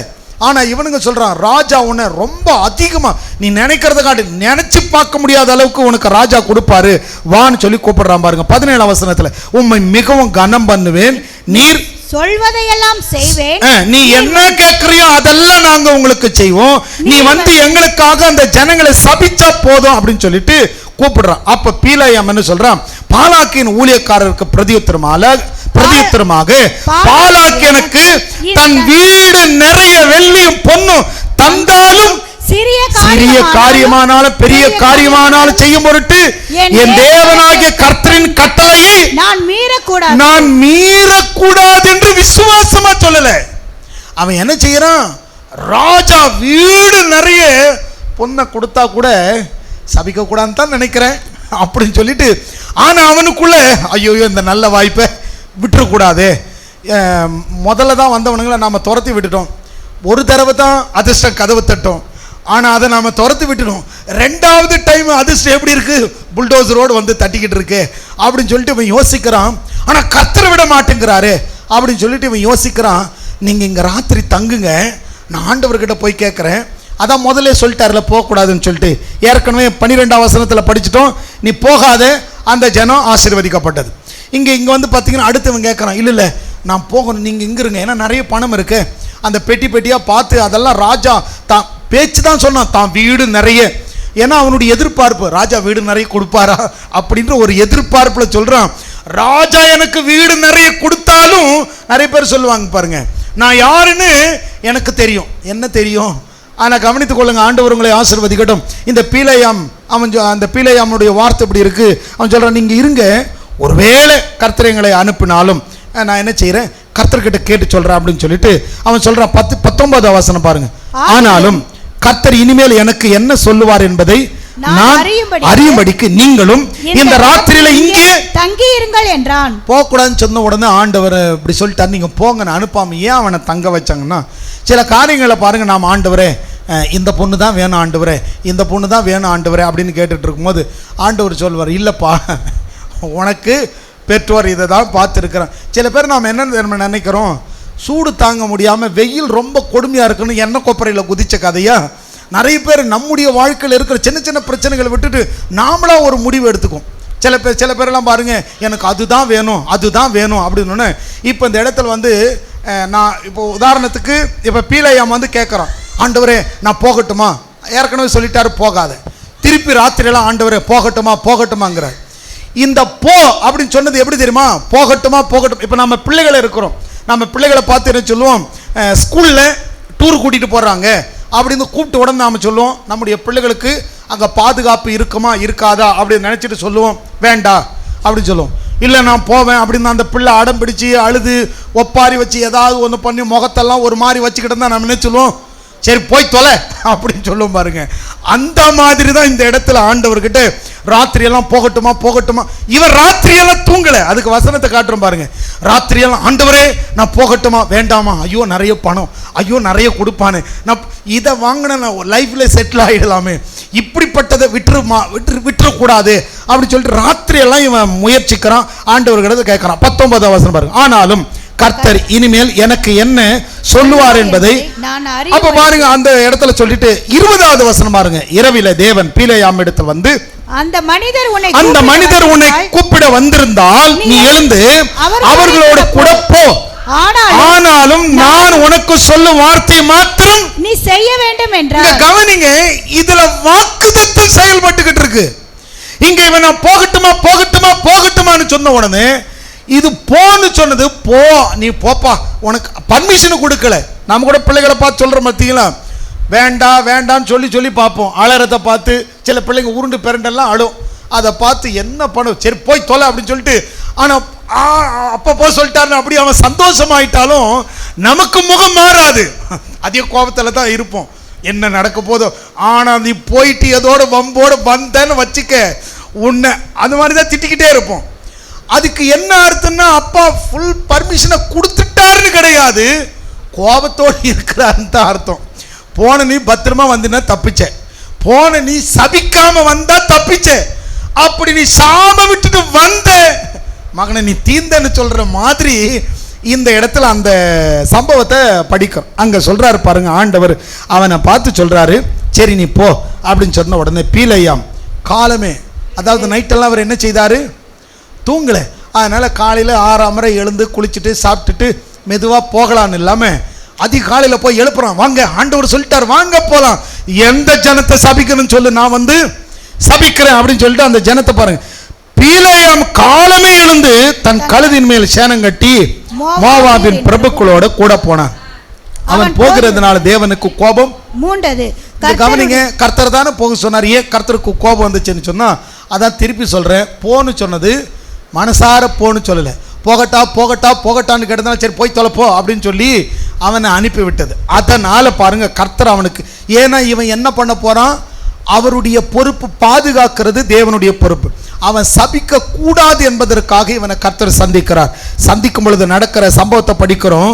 அங்க கர்த்தர் என்ன செய்கிறார், உருவின பட்டயத்தோடு அந்த கழுதைக்கு முன்னாடி ஆண்டவர் வெளிப்படுவார். அப்ப அந்த கழுதையை போட்டு அடிப்பான். கழுதை வந்து பீலேயாமை பார்த்து, இந்த கழுதை அந்த கழுதைக்கு புத்தி சொல்லும், நான் உனக்கு எத்தனை முறை எப்படியெல்லாம் உழைச்சிருக்கிறேன், எப்பவாவது உனக்கு நான் தீமை செய்ததுண்டா, என்னை இப்படி போட்டு அடிக்கிறிய அப்படின்னு அவனும் யோசிப்பான். ஆமா இல்லை, இந்த கழுதை வந்து நமக்கு தீமை செய்ததே கிடையாது, ஏன் இப்போ இப்படியெல்லாம் பண்ணுது அப்படின்னு சொன்ன உடனே அதன் பிறகு தேவன் அவனுக்கு தரிசனமாவார். தேவன் அவனுக்கு தரிசனமான உடனே இங்க கவனிக்கிறோம் இல்லையா, 22ஆம் வசனத்தை படிக்கிறோம் இல்லையா, அவன் போகிறதுனால தேவனுக்கு கோபம் உண்டது. கர்த்தருடைய தூதனானவர் வழியில் அவனுக்கு எதிராக நின்றார். அவன் கழுதையின் மேல் ஏறி போனான். அவன் வேலைக்காரர் 2 பேரும் அவனோட கூட இருந்தார்கள். இப்போ ஏன் கர்த்தருக்கு கோபம் உண்டதுன்னா அப்படியே நீங்க 22ஆவது வசனத்தை படிங்க. அவன் போகிறதுனாலே கர்த்தருடைய தூதனானவர் 32ஆம் வசனம், கர்த்தருடைய தூதனானவர் அவனை நோக்கி, நீ உன் கழுதையை இதனோட 3 தரம் அடித்ததென்ன, உன் வழி எனக்கு மாறுபாடா இருக்கிறதுனால் நான் உனக்கு எதிராக புறப்பட்டு வந்தேன். இப்போ இவனுடைய, ஏன்னா இவருக்கு ஆண்டவர் வந்து காக்கிற பொறுப்பு அவருக்கு இருக்கு, நாம பிள்ளைகளை பாதுகாக்கிற பொறுப்பு நம்ம கிட்ட இருக்கு. அதனால பிள்ளைகளை அனுப்புனா கூட என்ன செய்வோம், ஃபோன் போட்டு என்ன பண்ணிட்டு இருக்கிற, ஜாக்கிரதையாயிரு, நாம கூப்பிட்டு தம்பி நல்லா விளையாடிட்டு வாப்பா அப்படின்னு நாம், ஏன்னா நமக்கு அந்த சேஃபான இடம்னு சொன்னா நாம தைரியமா விட்டுருவோம். ஆனா நம்ம வேண்டா வெறுப்போடு அனுப்பணும்னா அடிக்கடி ஃபோன் போட்டு என்ன பண்ணிட்டு இருக்கிற, அவங்க மிஸ்ஸை கூப்பிட்டு அவனை கொஞ்சம் பார்த்துக்குங்க அடிக்கடி நாம் என்ன செய்வோம். ஏன்னா ஆண்டவர் எப்படி ஜனங்களை பாதுகாக்கணுமோ, எப்படி நாம நம்முடைய பிள்ளைகளை பராமரிக்கணுமோ அதே போல அவருடைய கடமை. அதனால தான் கவனிங்க, ஆசீர்வாதத்தை விரும்புங்க, ஆசீர்வாதத்தில் பாதுகாப்பு இருக்கு. இப்போ கவனிச்சு கொள்ளுங்க, ஆண்டவர் சொல்றாரு, நீ போறது எனக்கு மாறுபாடா இருக்கு, நீங்க தானே போக சொன்னீங்க அப்படின்னா, இல்லை நீ நான் போக சொன்னதுக்கு காரணம் வேற, ஆனால் நீ என்ன செய்யற, இந்த ஜனங்களை சபிச்சே தீரணும்னு இருக்க அப்படின்னு சொல்லிட்டு அடுத்து அவர் பேசுறாரு பாருங்க. 35ஆவது வசனத்தில் கர்த்தருடைய தூதனானவர் பீலேயாமை நோக்கி, அந்த மனிதரோடு கூட போ, நான் உன்னோடு சொல்லும் வார்த்தையை மாத்திரம் நீ சொல்ல கடவாய் என்றார். அப்படியே பீலேயாம் பாலாக்கின் பிரபுக்களோட போனான். ஆனா இவனுக்குள்ள ஒரு பெரிய யோசனை, போக சொல்லிட்டாரு, ஆனா நம்ம எதிர்பார்க்கறது கிடைக்குமோ கிடைக்காதோன்னு சொல்லிட்டு ஒரு சந்தேகத்திலே வரோம். ஆனா பாருங்களேன், இந்த பீலேயாமை கொண்டு கர்த்தர் செய்கிற ஒரு 3 விதமான வாக்குத்தத்தத்தை கொஞ்சம் கவனிங்க. கர்த்தர் உன்னை ஆசீர்வதித்து உன்னை காக்க கடவர் என்று சொன்னார் இல்லையா, அந்த ஆசீர்வாதத்தில் என்னென்னலாம் வாக்குத்தத்தம் இருக்கு பாருங்க. 23வது அதிகாரத்துக்கு வந்துருங்க. 23வது அதிகாரத்துக்கு வந்துட்டீங்கன்னா 4ஆம் வசனத்தை பாருங்க. தேவன் பீலேயாமை, எல்லாரும் சொல்லுங்க, தேவன் பீலேயாமை சந்தித்தார். இங்க கவனிங்க, கர்த்தருடைய வார்த்தை சொல்கிற தேவன் பீலேயாமை சந்தித்தார். 5வது வசனம் பாருங்க. கர்த்தர் பீலேயாமின் வாயிலே வாக்கை அருளி. இங்க கவனிங்க, அவனை சந்திச்சு அவனுடைய வாயில வார்த்தை அருளார். எப்படிப்பட்டது தெரியுமா? பீலேயாமி சபிக்கிறதுக்கு வந்தாச்சு. எல்லா பலிப்படெல்லாம் கட்டி எல்லாம் பலியெல்லாம் செலுத்தி எல்லாம் சபிக்கிறதுக்கு வாயை திறந்து நீ எல்லாம் நாசமான்றதுக்கு நான் சொல்லி நீ எல்லாம் நல்லா இருப்ப அப்படின்னு முடிக்கிறான். யோ என்னையா செய்யற அப்படின்னு சொன்ன, நீ நல்லா இருப்ப, நீ அப்படி இருப்ப, இப்படி இருப்ப, எப்படி வாழ்த்துறான் படிங்க. அதனுடைய 8ஆம் வசனத்தை படிங்க. தேவன் சபிக்காதவனை நான் சபிப்பது எப்படி? கர்த்தர் வெறுக்காதவனை நான் வெறுப்பது எப்படி? கண்மலை உச்சியில் இருந்து நான் அவனை கண்டு குன்றுகளில் இருந்து அவனை பார்க்கிறேன். அந்த ஜனங்கள் ஜாதிகளோடு கலவாமல் தனிய வாசமாய் இருக்கும். யாக்கோபின் தூளை எண்ணத்தக்கவன் யார்? இஸ்ரவேலின் கார்பாங்கை எண்ணுகிறவன் யார்? நீதிமான் மரிப்பது போல நான் மரிப்பேனாக, என் முடிவு அவன் முடிவு போல இருப்பதாக. இங்க பாருங்க, நீ அவனுக்கு முடிவு கட்டுறான்னா நீ ஏண்டா உன்னை இந்த மாதிரி முடிவுக்கு நீ உன்னை கட்டிக்கிற, அந்த ஜனத்தை சபி அப்படின்னு சொல்றான். அப்பொழுது அவன் சொல்றான், இல்ல பீலேயாம் 7ஆம் வசனத்தை பாருங்க. அப்பொழுது அவன் வாக்கியத்தை எடுத்துரைத்து மோவாபின் ராஜாவாகிய பாலாக்கே அப்படின்னு கூப்பிட்டு இந்த ஜனத்தை பார்த்து சொல்றான், இந்த ஜனம் ஆசீர்வதிக்கப்பட்ட ஜனம், ஆசீர்வதிக்கப்பட்ட தேவன் வெறுக்காதவனை நான் வெறுப்பது எப்படி? இங்க கவனிங்க, வாக்குத்தத்தம் என்ன? எல்லா ஜனங்களுக்கும் கொடுக்கப்பட்ட வாக்குத்தத்தம் என்ன? கர்த்தர் உன்னை ஆசீர்வதித்து உன்னை காக்க கடவர். இப்ப இஸ்ரவேல் கூட்டமே ஒரு பெரிய கூட்டமா இருக்கு. அந்த கூட்டத்தில் ஒருவேளை நம்மெல்லாம் ஆண்டவருடைய பிள்ளைகள், நமக்குள்ள ஏதாவது பாகுபாடு இருந்தாலும் ஆண்டவர் பாருங்க நம்மளை வெறுக்கல. இப்பவும் அவர் என்ன செய்யறார்? மனம் திரும்ப வாய்ப்பு கொடுக்கிறார். பாவம் செய்திருந்தா மனம் திரும்ப வாய்ப்பை கொடுக்கிறார், ஒளிய தண்டிக்கல. ஒருவேளை வேற ஒருத்த வந்து நம்மை சபிக்கிறதுக்கு அவர் இடமும் கொடுக்கல. அப்ப அவன் சொல்றான், தேவனே இவர்களை வெறுக்காத போது நான் எப்படி வெறுக்க முடியும்? அதனால கவனித்துக் கொள்ளுங்க. அடுத்து பாருங்க. அப்ப அவன் இப்படி அவன் சொன்ன உடனே 16ஆம் வசனம். அப்பொழுது பாலாக் பீலேயாமை நோக்கி, நீர் எனக்கு என்ன செய்தீர்? என் சத்துருக்களை சபிக்கும்படி உம்மை அழைப்பித்த நீர் அவர்களை என்ன ஆசீர்வதிச்சுக்கிட்டு இருக்கிற? அவங்களை சபிக்க தானே உங்களை கூப்பிட்டேன். நீ நல்லாவே இருக்க மாட்டேன்னு சொல்லுவேன்னு பார்த்தா நீ நல்லா இருப்ப, நீ இப்படி இருப்ப அப்படி இருப்பன்னு ஆசீர்வாதமா சொல்றியே அப்படின்னு சொன்ன உடனே சரி சரி சரி வா வேற இடத்துக்கு போகலாம் அப்படின்னு சொல்லிட்டு நீ வா வேற ஒரு குன்று மலை மேல கூட்டிட்டு போற, இங்கிருந்து இந்த ஜனத்தை பார்த்து நீ சபி அப்படின்னு கூட்டிட்டு போறான். 16ஆவது வசனத்தில் பாருங்க. கர்த்தர் பீலேயாமை சந்தித்து, எத்தனை முறை போனாலும் ஒவ்வொரு முறையும் கர்த்தர் அவனை சந்திக்கிறார். கவனிங்க, கர்த்தர் பீலேயாமை சந்தித்து அவன் வாயிலே வசனத்தை அருளி, நீ பாலாக்கிடத்துல திரும்பி போய் இவ்விதமாய் சொல்ல கடுவாய். சாபம் விட சொன்னவங்கிட்ட போய் என்ன சொல்லணும் பாருங்க. 19வது வசனம். பொய் சொல்ல கர்த்தர் உன்னை ஆசீர்வதித்து உன்னை காக்க கடவர் என்று சொன்ன அந்த கர்த்தர் பொய் சொல்லுகிறவர் இல்ல. ஆசீர்வாதத்தில் என்ன இருக்கு? பாதுகாப்பு இருக்கு. அதான் சொல்லுது, பொய் சொல்ல தேவன் ஒரு மனிதன் அல்ல, மனமாற அவர் மனுபுத்திரன் அல்ல. அவர் சொல்லியும் செய்யாதிருப்பாரோ, அவர் வசனத்தை நிறைவேற்றாதிருப்பாரோ. இதோ ஆசீர்வதிக்க கட்டளை பெற்றேன், அவர் ஆசீர்வதிக்கிறார், அதை நான் திருப்ப கூடாது. இவனுக்கு கட்டளை என்ன? எதுக்கு கூலி கொடுத்து கூட்டிட்டு வந்தாங்க? சபிக்கிறதுக்கு. ஆனா இவன் என்ன சொல்றான்?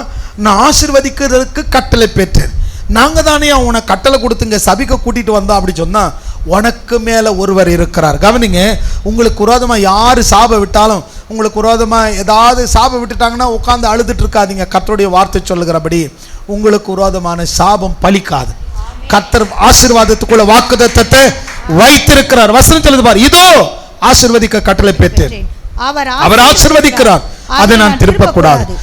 அடுத்த வசனம் கவனிங்க. அவர் யாக்கோபில் அக்கிரமத்தை காண்கிறதும் இல்லை, இஸ்ரவேலில குற்றம் பார்க்கிறதும் இல்லை.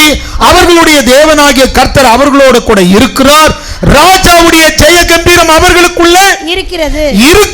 தேவன் அவர்களை எகிப்திலிருந்து புறப்பட பண்ணினார். காண்டாமிருகத்துக்கு ஒத்த பலன் அவர்களுக்கு உண்டு. இந்த ஜனம் மாடு மாறி உள்ள போய் மேய்ஞ்சிடணும் சொன்னானே, இந்த பலன் எல்லாம் எங்க இருக்குன்னு சொன்னா தேவன் அவர்களுக்கு அப்படிப்பட்ட பலனை கொடுத்திருந்தார். இந்த இடத்துல உங்களை பார்த்து சொல்ற பாருங்க, இன்னைக்கு வேணா நீங்க கடல்ல கஷ்டத்தில் இருக்கிற மாதிரி இருக்கலாம். அந்த ஜனங்க இஸ்ரவேல் ஜனங்களுக்குள்ள கேட்டு பார்த்தீங்கன்னா எல்லாம் முறுமுறுத்துக்கிட்டு, எல்லாரும் மோசேவுக்கு விரோதமா கல்லை எடுத்துக்கிட்டு இவங்க முறுமுறுத்துட்டு தான் இருந்தாங்க. ஆனா கர்த்தர் அவங்களை வெறுக்கல. வேற ஒருத்தர் வந்து இவங்களை சபிக்கிறதுக்கு ஆண்டவர் இடம் கொடுக்கல. அதுதான் நம்ம ரொம்ப கவனிக்க வேண்டியது. நல்லா கவனிங்க. அதனால தான் உங்க குடும்பத்தில் 1000 பிரச்சனை இருக்கலாம், 1000 கஷ்டம் இருக்கலாம், நீங்க தப்பே பண்ணி இருக்கலாம். தப்பு பண்ணுங்கன்னு சொல்லல. அந்த தப்புக்காக ஏசப்பா கிட்ட ஓடி உங்க ஜெபத்துல உன் அறக்கதவை பூட்டி நீ ஆண்டவரிடத்துல ஒப்புரவாகி விடுங்க. ஆண்டவர் உங்களை ஆசீர்வதிப்பார். அடுத்தவனை பார்க்காதீங்க, அடுத்தவன சாபம் உங்களுக்கு தங்காது. ஆனா நீங்க உங்களை மாற்றிக் கொள்ளுவீர்களே ஆனால், உங்களை சீர்படுத்திக் கொள். இஸ்ரவேல் ஜனங்கள் தங்களை சீர்படுத்திக் கொள்ளாததுனால வனாந்தரத்துல மரிச்சு போனாங்க, விசுவாசம் இல்லாததுனால. ஆனா யோசுவாவுக்கு காலேப்புக்கும் விசுவாசம் இருந்ததுனால அந்த கானானை சுதந்திரிச்சாங்க. நல்லா கவனித்துக் கொள்ளுங்க, நாம எப்படிப்பட்ட விசுவாசத்தோடு இருக்கிறோம். அடுத்தவனை பார்க்காதீங்க, உங்களை பாருங்க. அடுத்தவன் 1000 சாபம் விட்டாலும் அது உங்களுக்கு பலிக்காது. நீ கர்த்தருடைய நாமம் எனக்கு தரிப்பிக்கப்பட்டது என்ற உறுதி உங்களுக்குள்ள இருந்தா உங்களுக்கு விரோதமான மந்திரவாதம் கிடையாது, உங்களுக்கு விரோதமான குறி சொல்லுதலும் கிடையாது. வசனம் சொல்லுது பாருங்க, அடுத்த வசனம், தேவன் அவர்களை எகிப்திலிருந்து புறப்பட பண்ணினார், காண்டாவருக்கு கொத்த பலன் அவர்களுக்கு உண்டு. யாக்கோபுக்கு விரோதமான மந்திரவாதம் இல்லை, இஸ்ரவேலுக்கு விரோதமான குறி சொல்லுதல் இல்லை.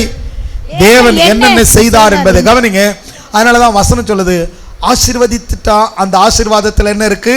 அதனாலதான் சங்கீதம் 115வது சங்கீதம் 15வது வசனத்துல அடிக்கடி அந்த வசனத்தை நாம சொல்றோம், நீங்கள் வானத்தையும் பூமியும் படைத்த கர்த்தராலே. இந்த ஆசீர்வாதங்கிறது வந்து நல்ல கவனிங்க. நீங்க நிறைய காரியத்தை சொல்ல பாருங்க, உம்முன்னு இருக்கிறவங்க நல்லா கவனிங்க. உங்களுக்காக தான் நீங்க நிறைய பேசிட்டு இருக்கிறோம். கர்த்தர் உங்களை ஆசீர்வதிக்கட்டும். கொஞ்சம் வசனத்தை கொஞ்சம் கவனித்து பாருங்க. முதல் ஆசீர்வாதம் அங்க சொல்றான், தேவன் சபிக்காதவனை நான் எப்படி சபிப்பது. 8ஆம் வசனத்திலிருந்து 10ஆம் வசனம் வரல படித்தோம். 2வது முறை திரும்பவும் வந்து ஆசீர்வதிக்கிறோம், 19வது வசனத்திலிருந்து 23 வரல படிக்கிறோம். அதுக்கப்புறம் இந்த பாலாக்கு என்ன செய்யறான், நீ என்ன இப்படி பண்ற, சரி திரும்ப வேற இடத்துக்கு வா, வேற இடத்துல வந்து இவங்களை சபி அப்படின்னு சொல்லிட்டு 3வது முறையா வரும்பொழுது படிக்கலாம் பாருங்க. அந்த 24வது அதிகாரம் தொடங்குது பாருங்க. இஸ்ரவேலை ஆசீர்வதிப்பதே கர்த்தருக்கு பிரியம் என்று பிலேயாம் கண்ட பொழுது அவன் முந்தி செய்து வந்தது போல நிமித்தம் பார்க்க போகாமல் வனாந்திரத்துக்கு நேராக தன் முகத்தை திருப்பி தன் கண்களை ஏறெடுத்து இஸ்ரவேல் கோத்திரங்களின்படியே பாளையம் இறங்கி இருக்கிறதை பார்த்தான். தேவ ஆவி அவன் மேல். இப்ப கவனிங்க, 3ஆம் வசனத்துக்கு வருங்க. அப்பொழுது அவன் தன் வாக்கியத்தை எடுத்துரைத்து பேயோரின் குமாரனாகிய பீலேயாம் சொல்லுகிறதாவது, 3வது முறை கண் திறக்கப்பட்டவன் உரைக்கிறதாவது, தேவன் அருளும் வார்த்தைகளை கேட்டு சர்வ வல்லவரின் தரிசனத்தை கண்டு தாழ விழும்பொழுது கண் திறக்கப்பட்டவன் விளம்புகிறதாவது. கண் திறக்கப்பட்டவன் பேசுறான், காது திறக்கப்பட்டவன் நல்லா அந்த வார்த்தையை கேளுங்க. வசனம் சொல்லுது பாருங்க, அடுத்த வசனம் பாருங்க. யாக்கோபே உன் கூடாரங்களும் இஸ்ரவேலே உன் வாசஸ்தலங்கள் எவ்வளவு அழகானவைகள். அந்த ஜனத்தை போய் கேட்டு பாருங்க, நீங்க எப்படி இருக்கிறீங்க. நாங்க வனாந்தரத்துல டென்ட் போட்டு இருக்கிறோம். ஆனா உங்களை கேட்டு பாருங்க, உங்க வீடு, நாங்க கடல்ல இருக்கிறோம், வாடகை வீட்டுல இருக்கிறோம். ஆனா அடுத்தவனை கேட்டு பாருங்க, அவங்களுக்கு என்னங்க. உங்க பக்கத்து வீட்டுக்காரரை போயிட்டு அந்த குர்ராஜ் பிரதர், அவங்களுக்கெல்லாம் என்னங்க, அவங்க எல்லாம் கார் வச்சிருக்கிறாங்க. நமக்கு அதே உங்ககிட்ட வந்து எப்படி இருக்கு பிரதர் அப்படி கிடையாது, ரொம்ப கஷ்டத்தில் போயிட்டு இருக்கோம் பாஸ்டர், நிறைய கடனில் இருக்கிறோம் பாஸ்டர். ஆனால் நம்மளை குறித்து வெளியில் உள்ள நினைச்சோம், அவங்களுக்கு என்னங்க. கர்த்தருக்கு ஸ்தோத்திரம். இன்னைக்கு உலகமே அப்படி தான் சொல்லு. கிறிஸ்தவங்களா, அவங்களுக்கு என்னங்க வெளிநாட்டிலிருந்து பணம் வரும். உண்மைதாங்க, நமக்கு வெளிநாட்டில் எங்கிருந்து, பரத்திலிருந்து நமக்கு என்ன வரும், நன்மை வரும். யாக்கோபு 1:17 அப்படித்தானே சொல்லுது, நன்மையான எந்த ஈவும் பூர்ணமான எந்த வரமும் பரத்திலிருந்து உண்டாகி ஜோதிகளுடைய பிதாவிடத்திலிருந்து இறங்கி வருகிறது. யாராவது பார்த்து உங்களுக்கு என்னங்க, உங்களுக்கு வெளிநாட்டிலேருந்து பணம் வரும். ஆமாங்க, இடையில கூட நான் இடம் தேடிட்டு இருக்கும்போது ஒரு மீடியேட்டர்னு ஒருத்தர் வந்து சந்திச்சு அவர் சொன்னார், சார் நீங்கள் சர்ச்சுக்கு இடம் தேடுறீங்களாமே. ஆமாங்க, தேடிட்டு இருக்கோம். ஒரு இடம் இருக்குது சார், மெயின் ரோட்லேயே வாங்கிக்கிறீங்களா. எங்குங்க எவ்வளோங்கன்னு 22 கோடி சொல்கிறாங்க. மொத்தம் இந்த மெயின் ரோட்டில் இத்தனை ஏக்கரா இங்கே இருக்குது, நீங்கள் வாங்கலாமே அப்படின்னு சொல்லி 22 கோடி சாதாரணமாக வந்து சொல்லிட்டு போயிட்டு இருக்கிறோம். அப்போ யோசித்த உடனே நான் யோசித்தேன் 22. அப்போ நான் யோசித்தேன், சரி கர்த்தருக்கு ஸ்தோத்திரம், அவன் கூட நம்மளை மேலே நினச்சிருக்கிறான், நாம தான் நம்மளை ஐயோ நீ வேற அப்படின்ற லெவலில் நினச்சிட்டு இருக்கிறோம். கர்த்தருக்கு ஸ்தோத்திரம், விட்டு தள்ளுங்க. ஆண்டவர் உங்களை ஆசீர்வதிக்கட்டும். கர்த்தர் நமக்கு கொடுக்கணும்னு அதாவது வந்து அந்த ஆசீர்வாதத்தை நாம் விரும்பினா அதன் வழியில் நாம் போனால் தேவன் நமக்கு கொடுக்க நல்லவராக இருக்கிறார். சரி கவனிப்போ, கர்த்தர் உங்களை ஆசீர்வதிக்கட்டும். இங்கே சொல்லுது பாருங்க, இவன் சொல்கிறான் 3வது முறையா சொல்றது பாருங்க, தேவன் அருள வார்த்தைகளை கேட்டு கண் திறக்கப்பட்டவன் சொல்றது பாருங்க, யாக்கோபே உன் கூடாரங்களும் இஸ்ரவேலே உன் வாசஸ்தலங்கள் எவ்வளவு அழகானவை, அவைகள் பரவி போகிற ஆறுகளைப் போலவும் நதியோரத்தில் உள்ள தோட்டங்களைப் போலவும் கர்த்தர் நாட்டின சந்தன மரத்தைப் போலவும் தண்ணீர் அருகே உள்ள கேதுரு விருட்சங்களைப் போலவும் இருக்கிறது. அவன் சொல்றது அப்படி. ஆனால் நிஜத்தில் அங்கே இருக்கிறோன்னு போய் கேட்டு பார்த்தீங்கன்னா, வனாந்தரத்தில் வெயிலில் டென்ட்டு போட்டு நாங்கள் இருக்கிறோம், ஆண்டவர் எங்களுக்கு மேகஸ்தம்பமாகவும் அக்னி ஸ்தம்பமாக இருந்து வெயிலில் ஏதோ எங்களை பாதுகாத்துட்டு இருக்கிறான்னு அப்படி அவிசுவாசமாக தான் பேசுவான். ஆனால் வெளியிலிருந்து பார்க்குறவங்களுக்கு தான் தெரியும். நான் உங்களுக்கு சொல்கிறேன் பாருங்க, ஏன் அப்படி சொல்கிறாங்கன்னா, உங்களுக்கு தெரியாத ஒன்று அவங்களுக்கு தெரிஞ்சிருக்கு, உங்களோடு கர்த்தர் இருக்கிறார் என்பது.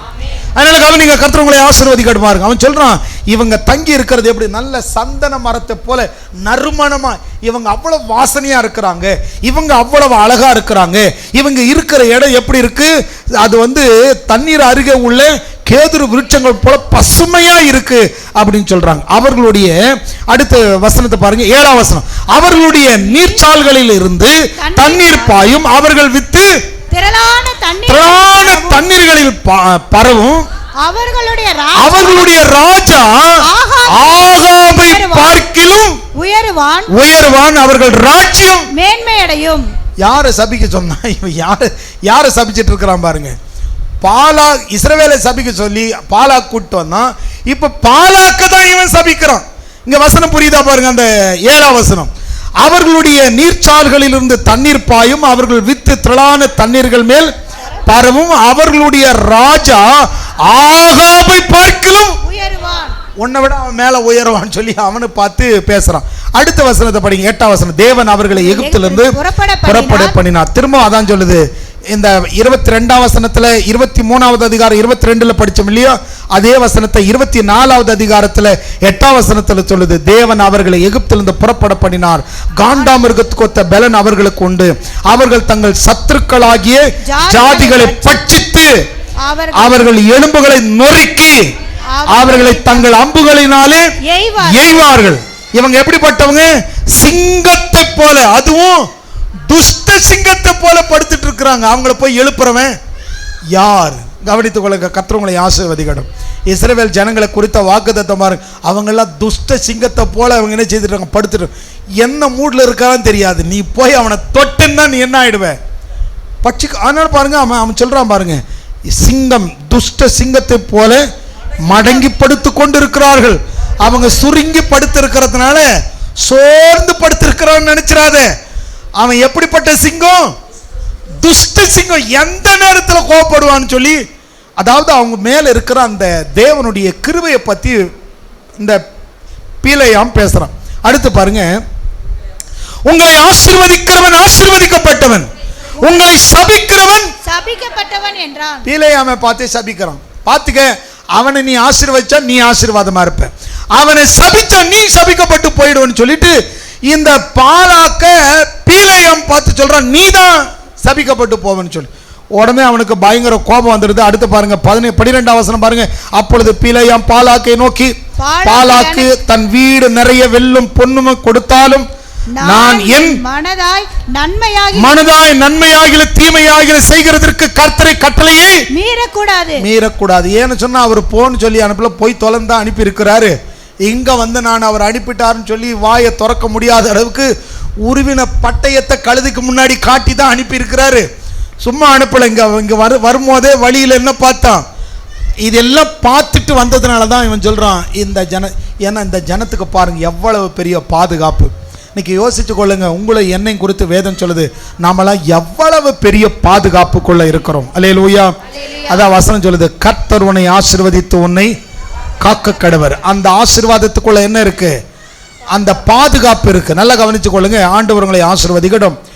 ராஜா பார்வோன் ஆதியாகம புத்தகத்தில் நீங்க போய் படிச்சு பார்த்தீங்கன்னா 12வது அதிகாரம், ஆதியாகம புத்தகம் 12வது அதிகாரத்தை திருப்பிக் கொள்ளும் பொழுது இங்க ராஜா, இந்த பார்வோனுங்கிற ஒரு ராஜா இருக்கிறான். அவன் என்ன செய்யறான், ஆபிரகாமுடைய மனைவி சாராள் அழகா இருக்கிறதுனால அவளை மனைவி ஆக்கிக்கலாம் தூக்கிட்டு போயிடுவான். அது இப்படி தூக்கிட்டு போன உடனே இங்க நல்ல கவனிங்க, ஆதியாகமம் 12வது அதிகாரம் 17ஆம் வசனத்தை படிங்க. ஆபிரகாமுடைய மனைவியாகிய சாராயின் நிமித்தம் கர்த்தர் பார்வோனையும் அவன் வீட்டாரையும் மகா வாதைகளால் வாதித்தார். இங்க கவனிங்க, அவன் இந்த சாராள் அழகா இருக்கிறதுனால அவளை மனைவி ஆக்கிக்கலாம், அவளை மனைவி ஆக்கிக்கலாம் இவன் தூக்கிட்டு போனான். இவன் தூக்கிட்டு போனதுனால, ஏன்னா ஆதியாகமம் 12வது அதிகாரத்துல வசனத்துல 2ஆம் வசனத்துல ஆண்டவர் அவனுக்கு ஆசீர்வாதத்தை சொல்லிட்டார். ஆசீர்வாதத்தை என்ன சொன்னார், நான் உன்னை பெரிய ஜாதியாக்கி உன்னை ஆசீர்வதித்து உன் பேரை பெருமைப்படுத்துவேன், நீ ஆசீர்வாதமாய் இருப்பாய், உன்னை ஆசீர்வதிக்கிறவனை ஆசீர்வதிப்பேன், உன்னை சபிக்கிறவனை சபிப்பேன், பூமியில் உன் வம்சம் எல்லாம் உனக்குள் ஆசீர்வதிக்கப்படும். இங்க ஆசீர்வாதத்தை கொடுத்துட்டதுனால அதற்கு கீழே வரும் பொழுது படிச்சு பார்க்கும் பொழுது 15ஆம் வசனம் பாருங்க. பார்வோனுடைய பிரபுக்களும் அவனை கண்டு பார்வோனுக்கு முன்பாக அவளை புகழ்ந்தார்கள். அப்பொழுது அந்த ஸ்திரீ பார்வோனுடைய அரண்மனைக்கு கொண்டு போகப்பட்டாள். யார், சாராள். சாராளை கல்யாணம் பண்ணிக்கலாம்னு சொல்லிட்டு இந்த பார்வோன் தூக்கிட்டு வந்துருவான். அப்படி தூக்கிட்டு வரும்போது தான் கர்த்தர் 17ஆம் வசனத்துல அந்த பார்வோனுக்கும் பார்வோனுடைய மனைவி பிள்ளைகளுக்கும் கொடிய வாதை வந்தது. ஏன்னா அந்த ஆசீர்வாதத்துல பாதுகாப்பு இருக்கு, அவன் ஆசீர்வதிக்கப்பட்டவன், அதனால அவனுடைய மனைவியை தூக்க முடியாது. இன்னும் கூட நீங்க அப்படியே படிச்சு பாருங்க, அதே ஆதியாகமம் 20வது அதிகாரத்துக்கு வாங்க. ஆபிரகாம் 2 இடத்துல தான் மனைவியை சகோதரின்னு சொல்றான். ஆதியாகமம் 20வது அதிகாரத்துக்கு வந்தீங்கன்னு சொன்னா 20வது அதிகாரத்துல 2ஆம் வசனத்தை வாசிங்க. அங்கே ஆபிரகாம் தன் மனைவியாகிய சாராளை தன் சகோதரி என்று சொன்னதினாலே கேராரின் ராஜாவாகிய அபிமெலேக்கு, இந்த இடத்துல இன்னொரு ராஜா அபிமெலேக்கு, அவன் என்ன செய்யறான்னு சொன்னா ஆள் அனுப்பி சாராளை அழைப்பித்தான். சாராளை இவனுடைய சகோதரின்னு தானே சொன்னான், ஆகையினால் அவளை நாம கல்யாணம் பண்ணிக்கலாம்னு சொல்லிட்டு அவளை தூக்கிட்டு வந்துருவான். அப்படி தூக்கிட்டு வரும் 3ஆம் வசனத்தை பாருங்க. தேவன் இரவில அபிமெலேக்கு சொப்பனத்தில் தோன்றி, நீ அழைப்பித்த ஸ்திரீ நிமித்தம் நீ செத்தாய். அவர் சொல்லிட்டாரு, நீ தூக்கிட்டு வந்து விடிஞ்சா கல்யாணம் பண்ணலான்னு தூக்கிட்டு வந்திருக்கிறியே, அவளை நீ தொட்ட நீ செத்த அப்படின்னு சொன்ன உடனே, ஐயோ நான் தப்பு பண்ணிட்டு சொல்லி அந்த ராத்திரியோட ராத்திரி அபிமெலேக்கு அவளை சேராதிருந்தான். ஆகையால் அவன், ஆண்டவரே நீதி உள்ள ஜனங்களை அழிப்பீரோ, இவள் தன் சகோதரி என்று அவன் என்னோடு சொல்லவில்லையோ, அவன் தன் சகோதரன் என்றும் இவளும் சொன்னாலே. இவன் சொல்றான், இவங்க 2 பேரும், இவனும் அவன் என் சகோதரன் சொன்னான், அவனும் இவளை என் சகோதரின்னு சொன்னான், அதனால உத்தம இருதயத்தோட இவளை தூக்கிட்டு வந்து முறைப்படி கல்யாணம் கட்டி அவளை மனைவியாக்கிக்கலான்னு சொல்லி நீதியா தானே நான் செய்யறதுக்கு தூக்கிட்டு வந்தேன் அப்படின்னு சொன்ன உடனே ஆண்டவர் சொல்றாரு, அவன் சொல்லல, நான் சொல்றேன், அவனுடைய மனைவி அப்படின்னு சொல்லிட்டு ஆண்டவர் பாரு. ஏன்னா ஆசீர்வாதத்தில் என்ன இருக்கு, பாதுகாப்பு இருக்கு. நீங்க பயந்து பொய் சொல்லிட்டு உட்கார்ந்தா கூட பொய் சொல்லாத தேவன் உங்களுக்காக பேச ஆரம்பிச்சிருவார். இந்த இடத்துல கவனித்து பாருங்க. அடுத்த வசனம் சொல்லுது, 8ஆம் வசனத்தை பாருங்க. 8ஆம் வசனத்தை படிங்க. அதே ஆதியாகமம் 20வது அதிகாரத்தில் 8ஆம் வசனம் பாருங்க. அபிமெலேக்கு அதிகாலையில் எழுந்து, ராத்திரி எல்லாம் தூங்காம உட்கார்ந்து காலங்காத்தால நீங்க எல்லாம் எழுந்துருன்னு சொல்லிட்டு அவன் என்ன செய்யறான், அதிகாலத்தில் எழுந்து தன் ஊழியக்காரர் எல்லாரையும் அழைப்பித்து இந்த சங்கதிகளை எல்லாம் அவர்கள் கேட்கும்படி சொன்னதுனால இந்த மனுஷர் மிகவும் பயந்தார்கள். ராத்திரி ஒரு தேவ தூதன் வந்து என்னை இப்படி எல்லாம் மிரட்டினார், தொட்டு நான் செத்து போயிடுவேன்னு சொல்லிட்டாரு. பிறகு இந்த பொண்ணு முதல் வேலையா அவளை கூட்டிட்டு போய் அவன் புருஷன்கிட்ட விட்டுருங்க, அவன் வந்து அவனுடைய மனைவி, அதாவது 11ஆம் வசனத்தை படிங்களேன். அதற்கு ஆபிரகாம் இவ்விடத்தில் தெய்வ பயம் இல்லை என்றும். இப்ப அவனை கேட்கிறான், ஏண்டா நீ எங்க கிட்ட உன் சகோதரின்னு பொய் சொன்ன அப்படின்னு சொன்னா, அதுக்கு ஆபிரகாம் சொல்றது, நான் ஏன் பொய் சொல்லன்னு சொன்னா, இந்த இடத்துல தெய்வ பயம் இல்லை. இங்க கவனித்துக் கொள்ளுங்க, ஒருவேளை நமக்கு விரோதமா ஒரு கூட்டம் எழும்பி தெய்வ பயம் இல்லாதவர்கள் வஞ்சித்தார்களேயானால், இது எனக்கு ஆண்டவர் பேசினது பாருங்க. அப்ப நான் நினைச்சேன், ஏன் அவன் நம்முடைய பணங்களை வஞ்சித்தாங்க, அவங்களுக்கு தெய்வ பயம் இல்லை. ஆனா ஒண்ணு, நம்மால ஒன்றும் செய்ய முடியல, ஆனா ஆண்டவர் ஆசீர்வாதத்தை நம்ம மேல வைத்து அழைத்தார். நம்மை நாம் அந்த ஆசீர்வாதத்துக்குள்ள தான் இருக்கிறோம். அதனால பாருங்க, ஆண்டவர் நமக்காக யுத்தம் பண்ணுவார். எப்படி தாவீது சொன்னான் பாருங்க, தாவீது சொல்லும்போது யுத்தம் கர்த்தருடையது, அதே போலதான் இந்த யுத்தம் கர்த்தருடையது. நாம ஒரு வசனத்தை படிக்கிறோம், கர்த்தர் உன்னை ஆசீர்வதித்து உன்னை காக்க கடவர். அந்த ஒரே வசனத்தில் இருக்கிறோம். அடுத்த வசனத்துக்கு போறதுக்கு முன்னாடி இங்க கொஞ்சம் படிச்சுட்டு போயிடலாம் பாருங்க. அடுத்து 11ஆம் வசனத்துல சொல்லப்பட்டிருக்கு, அதற்கு ஆபிரகாம், இவ்விடத்துல தெய்வ பயம் இல்லை, என் மனைவி நிமித்தம் என்னை கொன்று போடுவார்கள் என்று நான் நினைத்தேன். 14ஆம் வசனத்துக்கு 14க்கு வாங்க. அப்பொழுது அபிமெலேக்கு ஆடு மாடுகளையும் வேலைக்காரிகளையும் ஆபிரகாமுக்கு கொடுத்து அவன் மனைவியாகிய சாராளையும் அவனிடத்தில் திரும்ப ஒப்புவித்தான். இப்ப நல்லா கவனிச்சு பார்த்தீங்கன்னு சொன்னா, இவன் என்ன செய்யறான், அவனுக்கு எல்லா வெகுமதிகளை கொடுத்து, நீ நல்லா இருப்பா, ஏன்னா உன் ஆண்டவர் உனக்காக ராத்திரியோட ராத்திரி என்கிட்ட வெளிப்பட்டார், ஆகையினால உன்னால எனக்கு சாபம் வந்துடக்கூடாது, நீ எனக்கு மனதார வாழ்த்திட்டு போன்னு சொல்லிட்டு அவனுக்கு வேண்டிய எல்லாவற்றையும் அவனுக்கு. அதனால தான் திருப்பி சொல்றேன், ஆசீர்வாதத்தை நீங்க நம்ப ஆரம்பிச்சிட்டீங்கன்னா அதுல தெய்வீக பாதுகாப்பு இருக்கிறத உங்களால உணர முடியும். கர்த்தர் உங்களை ஆசீர்வதிக்கட்டும். பாருங்க, அடுத்து 2வது வசனத்தை வாசிக்கலாம். என்னாகமம் 6வது அதிகாரம். இப்போ அதுக்கு அடுத்த வசனம் என்ன வசனம்? 23ஆம் வசனத்தை படிங்க. என்னாகமம் புத்தகம் 6வது அதிகாரம் 23. முதல்ல படிச்சோம், கர்த்தர் உன்னை ஆசீர்வதித்து உன்னை காக்க கடவர். அந்த ஆசீர்வாதத்துக்குள்ள அவருடைய பாதுகாப்பு இருக்கிறது, அவர் காத்து கொள்கிறார். 2வது படிக்கிறோம் பாருங்க, கர்த்தர் தம்முடைய முகத்தை உன்மேல் பிரகாசிக்க பண்ணி உன்மேல் கிருபையாய் இருக்க கடவர். நல்ல கவனிங்க, கொஞ்சம் நிமிர்ந்து பாருங்க. கர்த்தர் உங்களை ஆசீர்வதிக்கட்டும். இருக்கிறதுலயே ஒரே ஒரு தசையை மட்டும்தான் நாம உள்ளத்தை பார்க்க முடியும். இப்போ கையை பார்த்தாலோ காலை பார்த்தாலோ முதுகை பார்த்தாலோ நீங்க கோபமா இருக்கிறீங்கிறது தெரியாது. மனிதனை ஆண்டவர் படைத்த எந்த இடத்தை பார்த்தாலும் உங்களுடைய இருதயத்தின் நினைவு தெரியாது. ஆனால் உங்கள் முகத்தை பார்த்தா மட்டும்தான் நீங்கள் சந்தோஷமாக இருக்கிறீங்களா, நீங்கள் கோபமாக இருக்கிறீங்களா, நீங்கள் எந்த நிலையில் இருக்கிறீங்கிறது. ஆனால் தான் உலகத்தான் சொன்னால்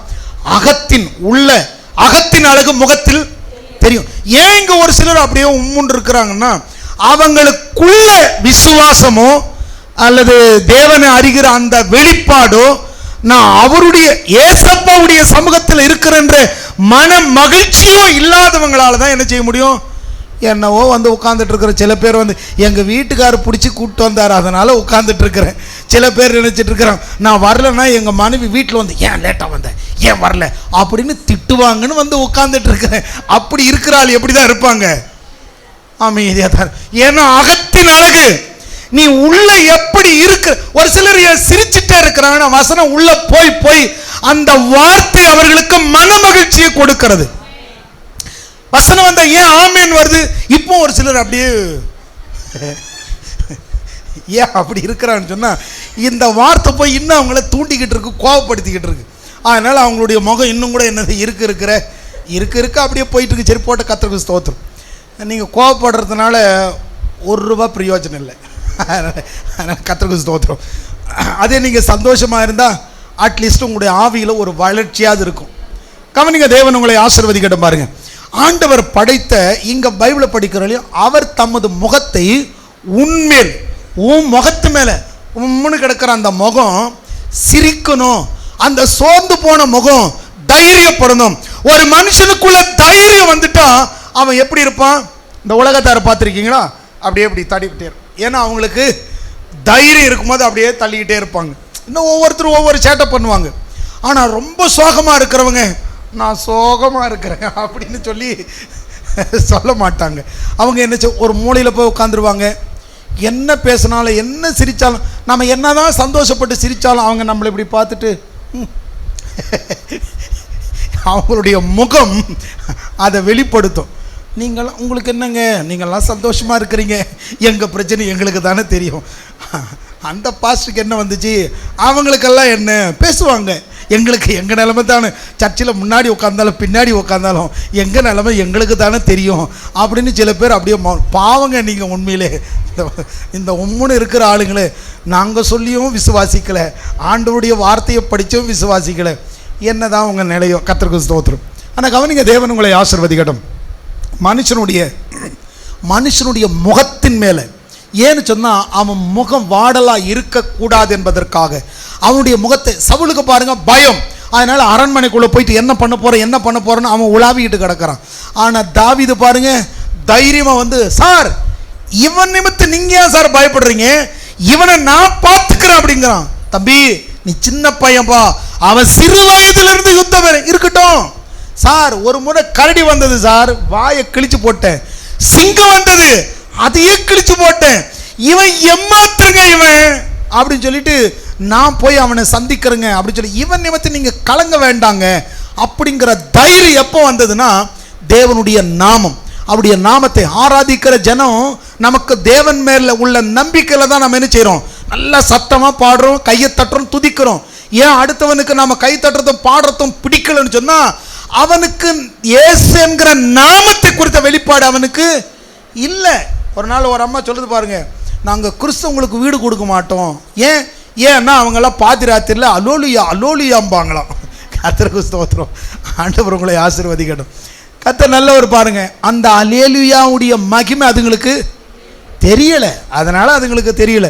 ஆனால் நாம அலேலுயான்னு சொல்ல காரணம் இது பரலோக பாஷை. நீங்க எந்த லாங்குவேஜில் போனாலும் அலேலுயா தான். அதனால கவனிங்க, கர்த்தர் உங்களை ஆசீர்வதிக்கட்டும்.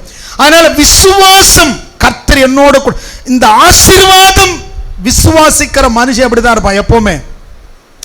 தாவீது பாருங்க, எப்ப பாரு எப்படி இருந்தான், சந்தோஷமா தான் இருந்தான். தாவீது ஆடு மேய்க்கும் பொழுதும், தாவீது இன்னொரு நாளைக்கு படிக்கலாம் பாருங்க, தாவீத அவருடைய சகோதரர்கள் அந்நிய தாய்க்கு பிறந்தது போல, அதாவது இவன் சகோதரனே அவங்க மதிக்கல, அந்த அளவுக்கு விட்டுட்டாங்க.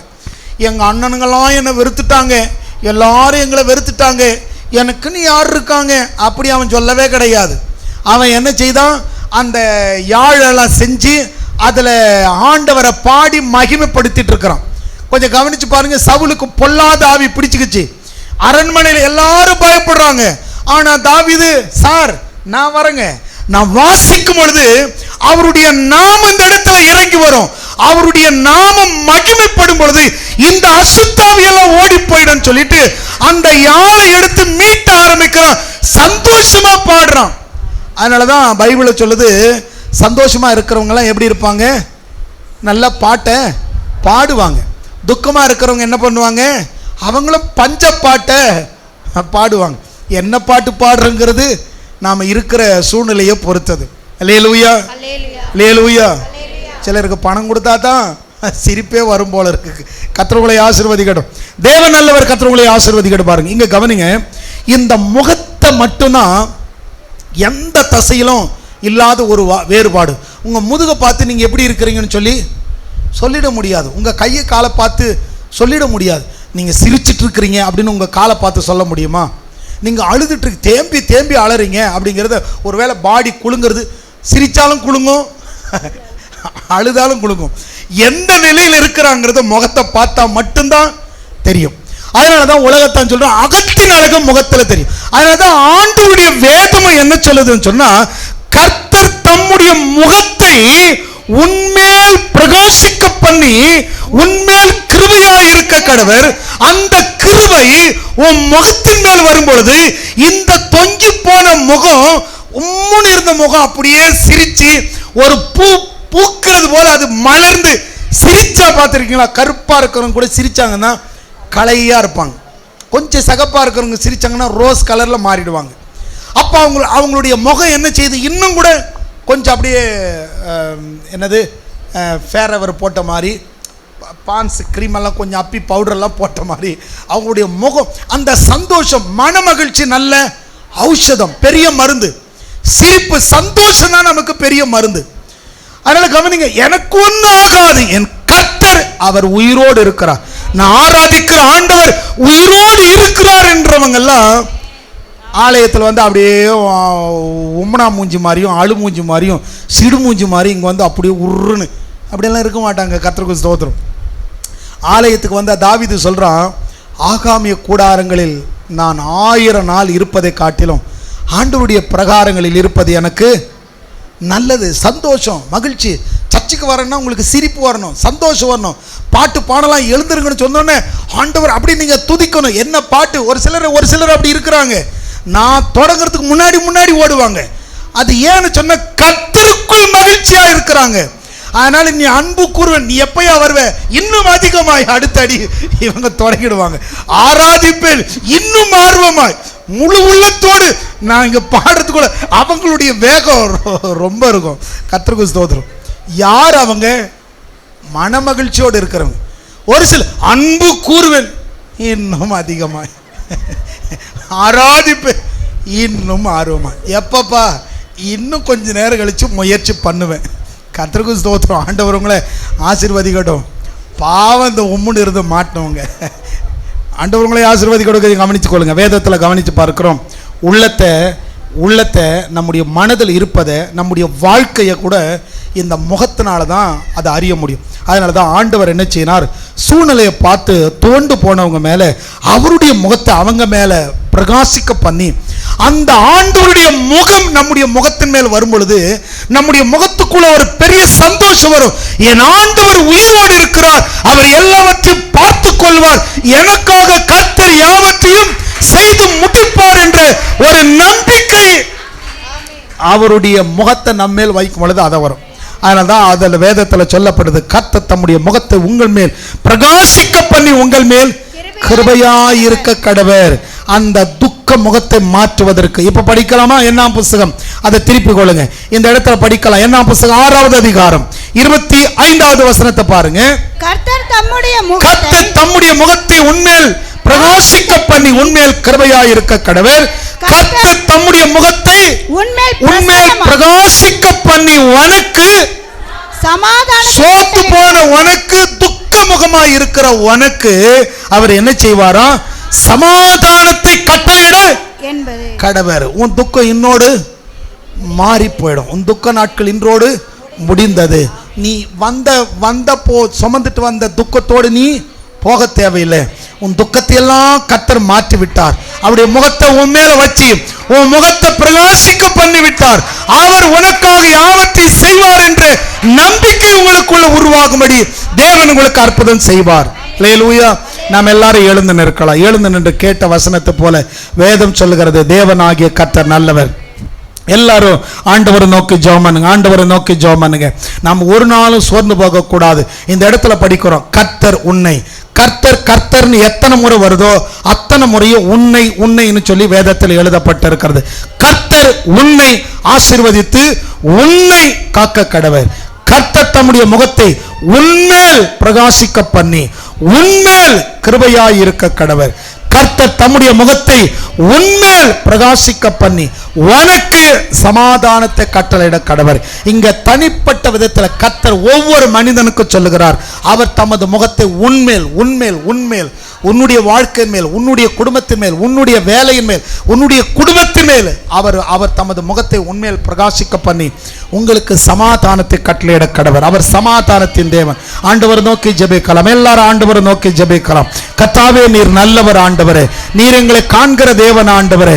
நீர் எங்களை விசாரிக்கிற தேவன் ஆண்டவரே. நீர் எங்களுக்கு முன் செல்கிறவர். நீர் தடைகளை தகர்த்து போடுகிறவர். அற்புதம் செய்கிறவர் ஆண்டவரே. ஆண்டவர் நோக்கி எல்லாருமே ஜெபம் பண்ணுங்க. ஆண்டவரால் குழந்தை பாக்கியத்தை கொடுக்கவும், பொருளாதார உயர்வை கொடுக்கவும், சரீரத்தில் நன்மை செய்யவும், அவர் வாக்கு பண்ணினபடியால், கர்த்தர் உங்களை ஆசீர்வதித்தபடியால், அந்த ஆசீர்வாதத்தை விசுவாசிக்கிறவர்கள் மேல் ஒரு தெய்வீக பாதுகாப்பும் இருக்கிறது. நீங்கள் சும்மா இருப்பீர்கள், கர்த்தர் உங்களுக்காக யுத்தம் பண்ணுவார். இந்த யுத்தம் கர்த்தருடையது. கர்த்தருடைய ஆவியானவர் உண்மையில் இருக்கிறபடியால் உங்க துக்க நாட்கள் எல்லாம் இன்றோடு முடிந்தது. நல்ல ஆண்டவரே, நல்ல பிதாவே, நல்ல குமாரனாக இயேசுவின் நாமத்தினாலே அப்பா நாங்கள் உம்மை நோக்கி பார்க்கிறோம். அன்பின் பிதாவே, உம்முடைய குமாரனாக இயேசுவின் நாமத்தினால் உம்மிடத்தில் வந்து ஜெபிக்கிறோம். வந்த ஒவ்வொருவரை கர்த்தர் அபரிவிதமாய் ஆசீர்வதிப்பீராக. கர்த்தருடைய வாக்குத்தத்தம் ஒவ்வொருவர் மேலும் ஆண்டவரே, உம்முடைய வாக்குத்தத்தங்களின்படி உம்முடைய பிள்ளைகளை ஆசீர்வதித்து கர்த்தர் உம்முடைய பிள்ளைகளுடைய வாழ்வில் எண்ணற்ற நன்மைகளை செய்வீராக. வந்த கர்த்தருடைய பிள்ளைகளை வாழ்த்தி கர்த்தர் உன்னை ஆசீர்வதித்து உன்னை காக்க கடவர். கர்த்தர் தம்முடைய முகத்தை உன்மேல் பிரகாசிக்க பண்ணி உன்மேல் கிருபையாய் இருக்க கடவர். கர்த்தர் தம்முடைய முகத்தை உன்மேல் பிரசன்னமாக்கி உனக்கு சமாதானத்தை கட்டளையிட கடவர் என்று வாழ்த்தி ஆசீர்வதித்து அனுப்புகிறோம். இவர்கள் வியாதி, வேதனை, வறுமை, கடன் எல்லாம் மாறட்டி இயேசுவின் நாமத்தினால் ஐஸ்வரியத்தை சம்பாதிக்க பலன் தருவீராக. நாளுக்கு நாள் விருத்தி அடைவார்களாக. தெய்வீக சுகமும் தெய்வீக பாதுகாப்பும் தேவனுடைய கிருபையும் உடைய பிள்ளைகளோடு இருப்பதாக. இவர்கள் இப்பொழுது இருக்கிறதை பார்க்கலும் 1000 மடங்கு ஆசீர்வதிக்கப்படுவார்களாக. ஆளுகை ஆசீர்வதி காத்துக்கொள்ள உயர்த்த மேன்மைப்படுத்தும். வந்தவர் ஒருவர் கூட வெறுமையாய் திரும்பக்கூடாது. ஆசீர்வதிக்கப்பட்டேன் என்ற நிச்சயத்தோடு, கர்த்தர் என்னோடு கூட இருக்கிறார் என்ற மன உறுதியோடு, சிரித்த முகத்தோடு சந்தோஷமாய் கடந்து போய் ஆனந்த களிப்புடனே சீயோனுக்கு திரும்புவார்கள், நித்திய மகிழ்ச்சி அவர்கள் தலையின் மேல் இருக்கும் என்றபடியால் அப்படிப்பட்ட ஆனந்த தைலத்தினால் அபிஷேகம் பண்ணி பாத்திரம் நிரம்பி வழிய பண்ணுவீராக. ஆளுகட்சி ஆசீர்வதி காத்துக்கொள்ள உயர்த்த மேன்மைப்படுத்த ஜெபத்தை கடதற்காய் ஸ்தோத்திரம். இயேசு கிறிஸ்துவின் நாமத்தில் பிதாவே, ஆமென்.